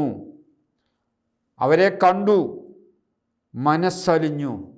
ആദാമിനെയും ആദാമിൻ്റെ സന്തതി പരമ്പരയുടെ അടുത്ത് വന്നു, അവരെ കണ്ടു, യേശുവിൻ്റെ മനസ്സലിഞ്ഞു. ബൈബിൾ ഉടനീളം നമ്മൾ വായിക്കുന്നുണ്ട്. കുഷ്ഠരോഗിയെ കണ്ടപ്പോൾ മനസ്സലിഞ്ഞു, കരുണ തോന്നി, കൈ നീട്ടി അവനെ സ്പർശിച്ചുകൊണ്ട് പറഞ്ഞു, എനിക്ക് മനസ്സുണ്ട്. കർത്താവ് എല്ലാ അത്ഭുതങ്ങളും മനസ്സലിവിൻ്റെ പ്രവൃത്തികളായിരുന്നു. തന്നെ വലിയവനാക്കാനോ തന്നെ ഉയർത്തിക്കാണിക്കാനോ കർത്താവ് ഒരു അത്ഭുതവും പ്രവർത്തിച്ചില്ല. കരുണ തോന്നി കൈ നീട്ടി, അവൻ്റെ മനസ്സലിഞ്ഞു. മൂന്നാമത് യേശു ആദാമിനെയും ആദാമിൻ്റെ സന്തതി പരമ്പരയും കണ്ടു മനസ്സലിഞ്ഞ് അടുത്തു ചെന്നു എണ്ണയും വീഞ്ഞും ഒഴിച്ചവൻ്റെ മുറിവുകൾ വെച്ച് കെട്ടി. ആദാവും ആദാമിൻ്റെ സന്തതി പരമ്പരകളും പിശാചിനാൽ പീഡിപ്പിക്കപ്പെട്ട് പ്രഹരിക്കപ്പെട്ട് മുറിവേറ്റ് കിടക്കുന്ന കണ്ടപ്പോൾ അവൻ്റെ മുറിവുകൾ വെച്ച് കെട്ടി എണ്ണയും വീഞ്ഞും ഒഴിച്ചു. എന്താണ് എണ്ണയും വീഞ്ഞും? എണ്ണ നമുക്കറിയാം മാമോദീസയുടെ പ്രതീകമാണ്. സൈത്തും മൂറോനുമൊക്കെ മാമോദീസയിലും മൂറോനിലും നമ്മൾ ഉപയോഗിക്കുന്ന എണ്ണ മുറിവ് വെച്ച് കെട്ടാൻ വീഞ്ഞൊഴിച്ചു. എന്താണ് വീഞ്ഞ്? വിശുദ്ധ കുർബാനയുടെ പ്രതീകമാണ്. പ്രവേശ കൂദാശകളായ മാമോദീസയിലൂടെയും മൂറോനിലൂടെയും വിശുദ്ധ കുർബാനയിലൂടെയും ആദാമിനെയും ആദാമിൻ്റെ സന്തതി പരമ്പരയുടെയും പാപങ്ങളെല്ലാം ഇല്ലാതാക്കി റെസ്റ്റോർ ചെയ്ത് അവരെ നവീകരിച്ച് ചേർത്തിരുത്തി തൻ്റെ വാഹനത്തിൽ കയറ്റി തന്നോട് ഒപ്പം ഇരുത്തി ഒരു സത്രത്തിൽ കൊണ്ടുചെന്നു. എന്താണ് ഈ സത്രം? അത് മറ്റൊന്നുമല്ല, സഭയാകുന്ന സത്രം. ആദാമിനെയും ആദാമിൻ്റെ സന്തതി പരമ്പരയും സഭയാകുന്ന സത്രത്തിലേക്ക് യേശു കൊണ്ടുവന്നു. എന്നിട്ട് പരിചരിച്ചു, അവരെ പരിചരിച്ചു. സഭയാകുന്ന സത്രത്തിൽ ആദാമിനെയും ആദാമിൻ്റെ സന്തതി പരമ്പരയും യേശു നിരന്തരം പരിചരിക്കുകയാണ്. അവർക്ക് വേണ്ടുന്നതെല്ലാം കൊടുക്കുകയാണ്, കൂടിയിരിക്കുകയാണ്. ഞാൻ ലോകാവസാനം വരെ നിങ്ങളുടെ കൂടെ ഉണ്ടായിരിക്കും. സത്രത്തിൽ കൊണ്ടുചെന്ന് പരിചരിച്ചു. അടുത്ത ദിവസം സത്രം സൂക്ഷിപ്പുകാരൻ്റെ കയ്യിൽ 2 ദനാറ കൊടുത്തിട്ട് പറഞ്ഞു, ഇവൻ്റെ കാര്യം നോക്കിക്കൊള്ളണം. സത്രം സൂക്ഷിപ്പുകാരൻ ആരാണ്? സഭയുടെ സൂക്ഷിപ്പുകാരൻ, ഔദ്യോഗിക സൂക്ഷിപ്പുകാരൻ ആരാണ്? മെത്രാനാണ്, അല്ലെങ്കിൽ പുരോഹിതരാണ്. മെത്രാൻ ഏൽപ്പിക്കുന്ന പുരോഹിതരാണ്.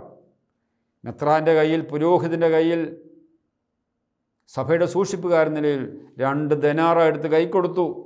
എന്താണ് ഈ ദനാറ? അവന് ആവശ്യമുള്ളതെല്ലാം അതിനകത്തുണ്ട്. അത് വിശുദ്ധ ലിഖിതവും വിശുദ്ധ കുർബാനയുമാകുന്ന 2 ദനാറ.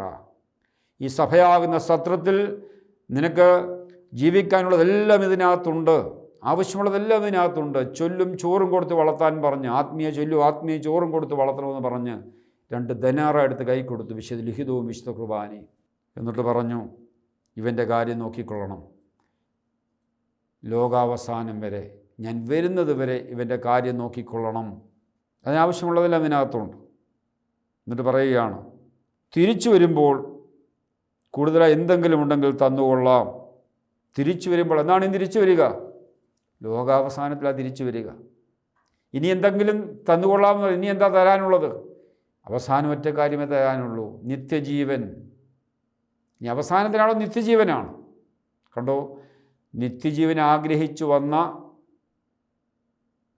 ആ നിയമജ്ഞനോട് കർത്താവ് പറയുകയാണ്, ലോകാവസാനത്തിൽ നിനക്ക് നിത്യജീവൻ കിട്ടും. എന്തെങ്കിലും ഇനിയുണ്ടെങ്കിൽ രണ്ടാമത് വരുമ്പോൾ ലോകാവസാനത്തിൽ അത് തന്നുകൊള്ളാം, നിത്യജീവൻ തന്നുകൊള്ളാം. പ്രിയ സഹോദരങ്ങളെ, ഈ അല്ലഗോറിക്കൽ ഇൻ്റർപ്രിട്ടേഷനിൽ, പ്രതിരൂപാത്മകമായ ടിപ്പോളജിക്കൽ ഇൻ്റർപ്രിട്ടേഷനിൽ നാം കാണുന്ന ഓരോ വ്യക്തികളും നമ്മളുമായിട്ട് ചേർത്ത് നമുക്ക് വ്യാഖ്യാനിക്കാവുന്നതാണ്. ഒരുവൻ സ്വർഗത്തിൽ നിന്നും ഭൂമിയിലേക്ക് യാത്ര ചെയ്തു, പർദീസ വിട്ട് ഭൂമിയിലേക്ക് യാത്ര ചെയ്തു. ആരാണ് ഈ ഒരുവൻ? ആ ഒരുവൻ ഞാൻ തന്നെയാണ്. ദൈവനോട് ഇന്നീ പ്രഭാതത്തിൽ ചോദിക്കുകയാണ്, മകനെ, മകളെ, എത്രയോ പ്രാവശ്യം നീ പറുദീസ വിട്ട് ഭൂമിയിലേക്ക് യാത്ര ചെയ്തിട്ടുണ്ട്? എത്രയോ പ്രാവശ്യം നീ ദൈവസാന്നിധ്യം വിട്ട് ദൈവസാന്നിധ്യം ഇല്ലാത്തടത്തേക്ക് യാത്ര ചെയ്തിട്ടുണ്ട്? ഒരു ദിവസം തന്നെ എത്രയോ പ്രാവശ്യം നീ ദൈവസാന്നിധ്യം വിട്ട് ദൈവസാന്നിധ്യം ഇല്ലാത്തടത്തേക്ക് യാത്ര ചെയ്തിട്ടുണ്ട്. നമുക്കറിയാം, ആദം പറുദീസ നഷ്ടപ്പെടാനുള്ള കാരണം ഒരു വീണ്ടും വിചാരമില്ലാതെ പോയതാണ്. പിശാച് വന്ന് പഴം പറിച്ച് തിന്നാൻ പറഞ്ഞപ്പോൾ സത്യത്തിൽ ആദം ഒരു കാര്യം ചെയ്താൽ മതിയായിരുന്നു. എന്താണ്? ദൈവത്തിൽ പോയി ഒരു ആലോചന ചോദിച്ചാൽ മതിയായിരുന്നു. ദൈവമേ, ഏതാണ്ട് ഒരാൾ വന്ന് നിൽക്കുന്നു, നടുക്കത്തെ പഴം പറിച്ച് തിന്നാൽ നിന്നെപ്പോലെ ആകുമെന്നൊക്കെയാണ് പറയുന്നത്, ഞങ്ങൾ ചെയ്യണോ വേണ്ടായോ? ഉടനെ ദൈവം പറഞ്ഞേനും, മോനെ, അവൻ തട്ടിപ്പുകാരനാണ്, അവൻ നിന്നെ നശിപ്പിക്കാൻ വന്നതാണ്, അവനെ പറഞ്ഞു വിട്ടേക്കാൻ പറഞ്ഞേനെ. എന്നാൽ ആദം ഇത് കേട്ടപടി മറ്റൊരു ആലോചനയും നോക്കാതെ, ദൈവത്തോട് ആലോചന ചോദിക്കാതെ സ്വന്തം ഇഷ്ടപ്രകാരം പ്രവർത്തിക്കുകയാണ്. പിശാച് പറഞ്ഞത് കേട്ട് അവൻ അടിമയായിത്തീർന്നു. നമ്മൾ ഈ വേദഭാഗം ചിന്തിക്കുമ്പോൾ ദൈവം നമ്മോടും ചോദിക്കുകയാണ്, നീ ഒരു തീരുമാനമെടുക്കുമ്പോൾ നീ ദൈവത്തോട് ആലോചന ചോദിക്കാറുണ്ടോ? നിൻ്റെ ജീവിതത്തിലെ പ്രധാന ഒരു തീരുമാനമെടുക്കുമ്പോൾ കുത്തിയിരുന്ന് ദൈവസന്നിധിയിൽ ആലോചന ചോദിക്കാറുണ്ടോ? സഹോദരങ്ങളെ, ദൈവത്തോട് ആലോചന ചോദിക്കാതെ എടുക്കുന്ന തീരുമാനങ്ങളൊക്കെ പരാജയത്തിൽ ചെന്ന് അവസാനിക്കും. ആദം ആലോചന ചോദിക്കാതെ തീരുമാനമെടുത്തു, പരാജയത്തിൽ അവസാനിച്ചു. ദൈവത്തോട് നീ ആലോചന ചോദിച്ചാണോ ഓരോ കാര്യങ്ങളും ചെയ്യുന്നത്? ദൈവസാന്നിധ്യം വിട്ട് ദൈവസാന്നിധ്യമില്ലാത്തടത്തേക്ക് ഞാനും നിങ്ങളും ഓരോ ദിവസവും യാത്ര ചെയ്യുമ്പോൾ വഴിയിൽ എത്രയോ പ്രാവശ്യം പിശാച് എന്നെ ഉപദ്രവിച്ചിട്ടുണ്ട്, എന്നിലെ പരിശുദ്ധാത്മാവിനെ അപഹരിച്ചിട്ടുണ്ട്, എന്നിലെ പ്രസാദവരത്തെ എടുത്തു കളഞ്ഞിട്ടുണ്ട്, എന്നെ ആത്മീയമായും മാനസികമായും പ്രഹരിച്ചിട്ടുണ്ട്. ദൈവസാന്നിധ്യം നഷ്ടപ്പെട്ട് ആത്മീയ പ്രഹരമേറ്റ് ഞാൻ വഴിയിൽ എത്രയോ പ്രാവശ്യം കിടന്നിട്ടുണ്ട്. ആ സമയത്തൊക്കെ നല്ല സമറിയാക്കാരനായ യേശു കടന്നു വന്ന് കുമ്പസാരമാകുന്ന ആ വലിയ അഭിഷേകത്തിലൂടെ എന്നെ ചേർത്തിരുത്തി, എൻ്റെ മുറിവ് വെച്ച് കെട്ടി, എന്നെ സൗഖ്യപ്പെടുത്തി, സഭയാകുന്ന സത്രത്തിൽ എന്നെ വീണ്ടും ചേർത്തിരുത്തി എത്രയോ നിമിഷങ്ങളുണ്ട്. ദൈവത്തോട് മറുതലിച്ച് ദൈവത്തോട് ആലോചന ചോദിക്കാതെ ദൈവസാന്നിധ്യം വിട്ട് സ്വർഗം പറുദീസ വിട്ട് ഞാൻ യാത്ര ചെയ്ത നിമിഷങ്ങളിലൊക്കെ പിശാച് എന്നെ പിടിക്കുകയും എന്നെ പ്രഹരിക്കുകയും എൻ്റെ ദൈവസാന്നിധ്യം എടുത്തു കളയുകയും എന്നെ മുറിപ്പെടുത്തുകയൊക്കെ ചെയ്യുന്ന നിമിഷങ്ങളിൽ ആ നല്ല സമറിയാക്കാരനായ യേശു കടന്നു വന്ന് എത്രയോ പ്രാവശ്യം കുമ്പസാരക്കൂട്ടിലൂടെ എന്നെ സൗഖ്യപ്പെടുത്തിയിട്ടുണ്ട്. വീണ്ടും ആ സഭയാകുന്ന സത്രത്തിലേക്ക് എന്നെ കൂട്ടിച്ചേർത്ത് ആ പറുദീസായുടെ അനുഭവത്തിലേക്ക് എന്നെ കൊണ്ടുവന്നിട്ടുണ്ട്. അങ്ങനെയൊക്കെ ചെയ്തിട്ടും പലപ്പോഴും ആ നല്ല സമറിയാക്കാരനെക്കുറിച്ച് എനിക്ക് പരാതിയാണ് പലപ്പോഴും ഉള്ളത്. ആ നല്ല സമറിയാക്കാരൻ ചെയ്തത് പോരാ എന്ന് പരാതി പറയുന്നവരുമുണ്ട്. ആ സമറിയാക്കാരൻ അവനെ കണ്ട നിമിഷം മുതൽ മറ്റാർക്കും ഇടം കൊടുക്കാത്തതുപോലെ പൂർണ്ണ മനസ്സോടും പൂർണ്ണ ശക്തിയോടും കൂടാണ് അവനെ സ്നേഹിച്ചത്. ഇനി മറ്റാർക്കും അവിടെ ഇടമില്ല. അങ്ങനെ സ്നേഹിച്ചിട്ടും യേശു അതുപോലെയാണ്. ആദാമിനെയും ആദാമിൻ്റെ സന്തതി പരമ്പരയും കണ്ട നിമിഷം മുതൽ തൻ്റെ ജീവൻ കൊടുത്താണ്, അവസാനം ജീവനാണ് പണയം വെച്ചത്, ജീവൻ കൊടുത്താണ് ആദാമിനെയും ആദാമിൻ്റെ സന്തതി പരമ്പരയെ സ്നേഹിച്ചത്. എന്നിട്ട് നമ്മൾ ആ സന്തോഷങ്ങളൊക്കെ അനുഭവിച്ചിട്ട് സൗഭാഗ്യങ്ങളൊക്കെ സ്വീകരിച്ചിട്ട് നമ്മൾ പിന്നെയും മുറുമുറുക്കും, ആ നല്ല സമറിയാക്കാരൻ്റെ യേശു എനിക്ക് ചെയ്തു തന്നത് കുറഞ്ഞുപോയി, ആവശ്യത്തിന് തന്നില്ല, മറ്റുള്ളവർക്ക് കൂടുതൽ കൊടുത്തു, എന്നെ വേണ്ടത്ര രീതിയിൽ പരിഗണിച്ചില്ല എന്ന് പറഞ്ഞ് നല്ല സമറിയാക്കാരനായ യേശുവിനെതിരെ മുറുമുറുക്കുകയും അസ്വസ്ഥപ്പെടുകയൊക്കെ ചെയ്യുന്ന വ്യക്തികളുമുണ്ട്. ഞാൻ ആ കൂട്ടത്തിൽപ്പെടുന്നുണ്ടോ? ദൈവം തന്ന സ്നേഹം കുറഞ്ഞു പോയെന്ന് പരാതി പറയാറുണ്ട്. 2 ദനാറ എനിക്ക് തന്നിട്ട് വിശ്വസ്തയോടെ ആ ദനാറ ഉപയോഗിക്കാൻ എനിക്ക് സാധിച്ചിട്ടുണ്ടോ?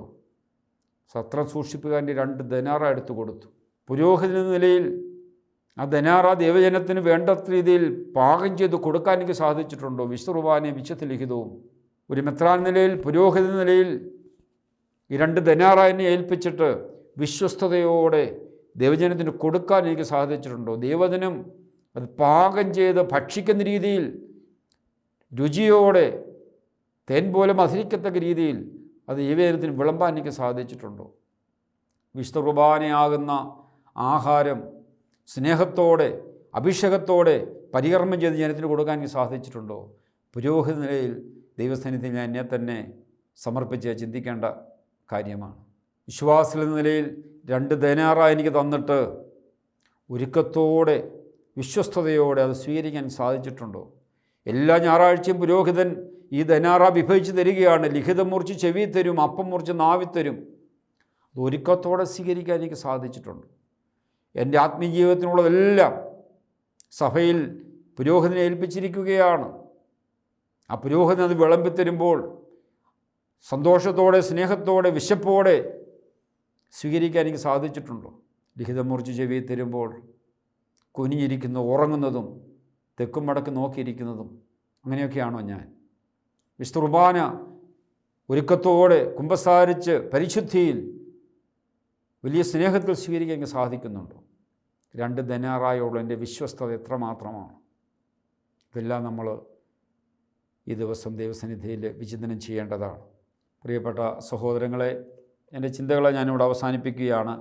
ഈ പ്രതിരൂപാത്മക വ്യാഖ്യാനത്തിൽ പറഞ്ഞിരിക്കുന്ന എല്ലാ ചിന്തകളും നമ്മൾ വിചിന്തനം ചെയ്യുകയും പ്രാർത്ഥനയാക്കി മാറ്റുകയും ചെയ്യാവുന്നതാണ്. നിത്യജീവൻ ആഗ്രഹിച്ചു വന്ന ആ നിയമജ്ഞനോട് യേശു പറയുകയാണ്, നീ ലിഖിതം വായിക്കണം, ലിഖിതം മനസ്സിലാക്കണം, അതനുസരിച്ച് നീ ജീവിക്കണം. ദൈവത്തെ പൂർണ്ണ ഹൃദയത്തോടും പൂർണ്ണ മനസ്സോടും പൂർണ്ണ ശക്തിയോടും സ്നേഹിക്കണം, അതുപോലെ മറ്റുള്ളവരെയും. ആരാണ് നിൻ്റെ അയൽക്കാരൻ? നിൻ്റെ സഹായം ആഗ്രഹിക്കുന്ന ഏതൊരുവനും നിൻ്റെ അയൽക്കാരനാണ്. നിൻ്റെ അയൽവക്കത്തുള്ളവൻ എന്നല്ല, നിനക്ക് പരിചയമുള്ളവൻ എന്നല്ല. നിൻ്റെ സഹായം ആരാഗ്രഹിക്കുന്നുവോ അവരെല്ലാം നിൻ്റെ അയൽക്കാരനാണ്. അത് ശത്രുവാണെങ്കിൽ പോലും അവൻ നിൻ്റെ അയൽക്കാരനാണ്. അവന് മറ്റാർക്കും ഇട്ടം കൊടുക്കാത്ത വിധം 100% അവനെ സ്നേഹിക്കാൻ നീ കടപ്പെട്ടവനാണ്. അങ്ങനെയുള്ളവർക്കാണ് നിത്യജീവൻ. നീയും പോയി അതുപോലെ ചെയ്യുക. കർത്താവിനോട് ഈ സുവിശേഷം കേൾക്കുമ്പോൾ എന്നോടും പറയുകയാണ്, നീയും പോയി അതുപോലെ ചെയ്യുക. അത് നല്ല സമറായം ചെയ്തതുപോലെ സഹായം ആഗ്രഹിക്കുന്ന ഒരുവനെ കണ്ടു കഴിയുമ്പോൾ മറ്റാർക്കും ഇട്ടം കൊടുക്കാത്ത വിധം, മറ്റാർക്കും ഒരു സ്പേസും കൊടുക്കാത്ത വിധം അവനെ സ്നേഹിക്കാൻ, സഹായിക്കാൻ എനിക്ക് സാധിക്കുമെങ്കിൽ നിത്യജീവൻ തീർച്ചയാണ്. പ്രിയ സഹോദരങ്ങളെ, നമ്മൾ ഈ വേദഭാഗം വായിച്ച് അതിൻ്റെ വ്യാഖ്യാനം നമ്മളെ ശ്രവിച്ചു. ഈ വേദഭാഗം നിങ്ങൾക്ക് നിങ്ങളുടെ കുടുംബത്തിൽ, നിങ്ങളുടെ പ്രാർത്ഥനാ കൂട്ടായ്മയിൽ, വ്യക്തിപരമായിട്ടൊക്കെ നിങ്ങൾക്ക് വായിച്ച്, ധ്യാനിച്ച്, പ്രാർത്ഥിച്ച് ലക്ഷ്യ ദിവ്യനായുടെ ഈ 6 തലങ്ങളിലൂടെ നമുക്ക് ഈ വേദഭാഗത്തെ സ്വീകരിക്കാവുന്നതാണ്.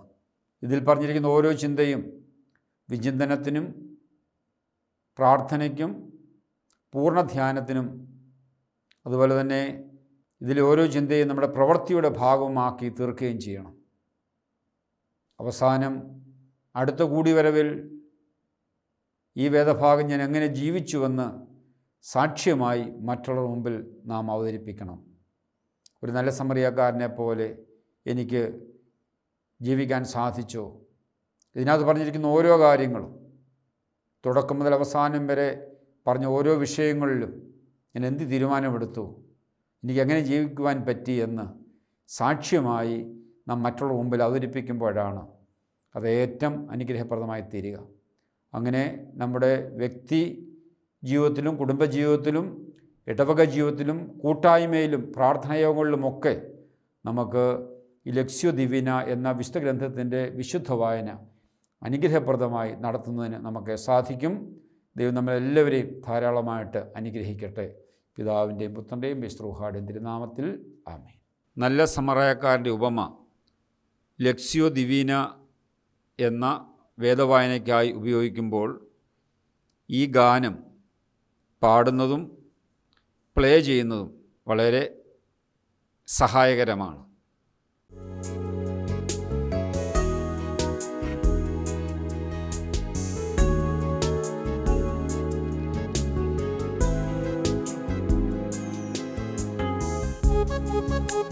Thank you.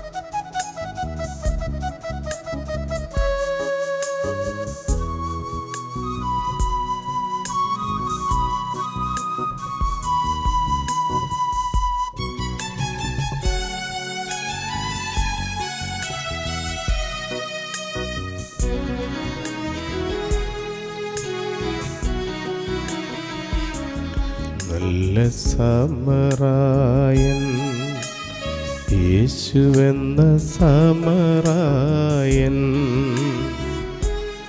നല്ല അയൽക്കാരൻ, യേശുവെന്ന അയൽക്കാരൻ.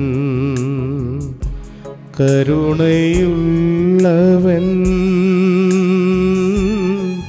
ദയയുള്ളവൻ,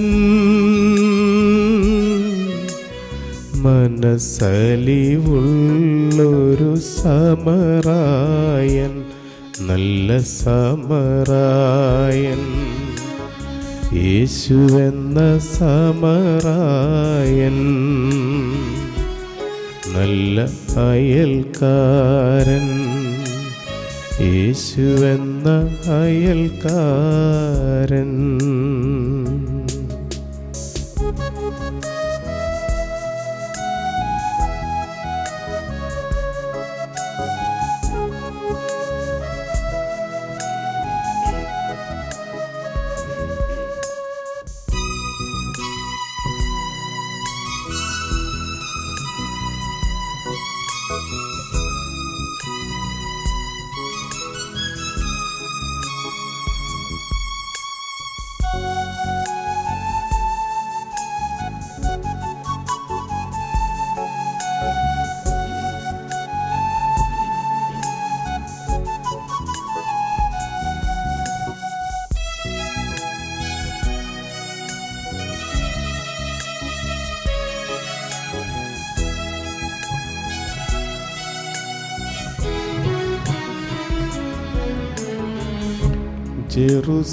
ജെറുസലേമിലെ മലയിൽ നിന്നും യാത്ര പോയൊരു പതികഞ്ഞ,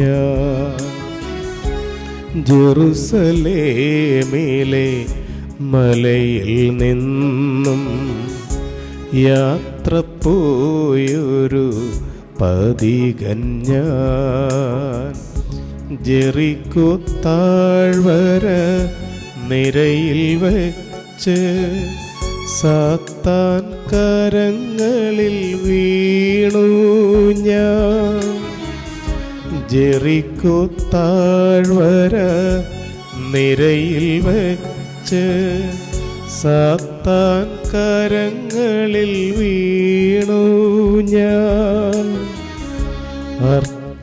പ്രാണനായി തീർന്നു ഞാൻ, നല്ല സമറായൻ, യേശുവെന്ന സമറായൻ. നല്ല അയൽക്കാരൻ, യേശുവെന്ന അയൽക്കാരൻ.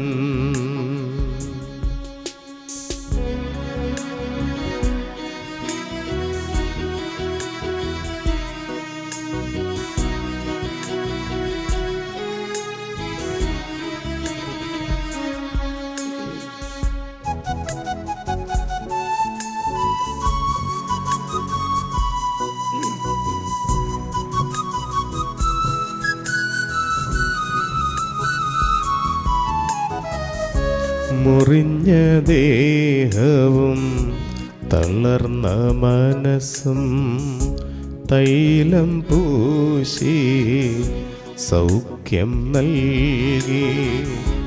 മുറിഞ്ഞ ദേഹവും തളർന്ന മനസ്സും തൈലം പൂശി സൗഖ്യം നൽകി. പ്രാണപീഡയാൽ പിടഞ്ഞ നേരം കരങ്ങൾ നീട്ടി സ്വന്തമാക്കി. പ്രാണപീഡയാൽ പിടഞ്ഞ നേരം കരങ്ങൾ നീട്ടി സ്വന്തമാക്കി. സഭയാം സത്രത്തിൽ ചേർത്തു വച്ചു നല്ല സമറായൻ, യേശുവെന്ന സമറായൻ. നല്ല അയൽക്കാരൻ, യേശുവെന്ന അയൽക്കാരൻ, കരുണയുള്ളവൻ,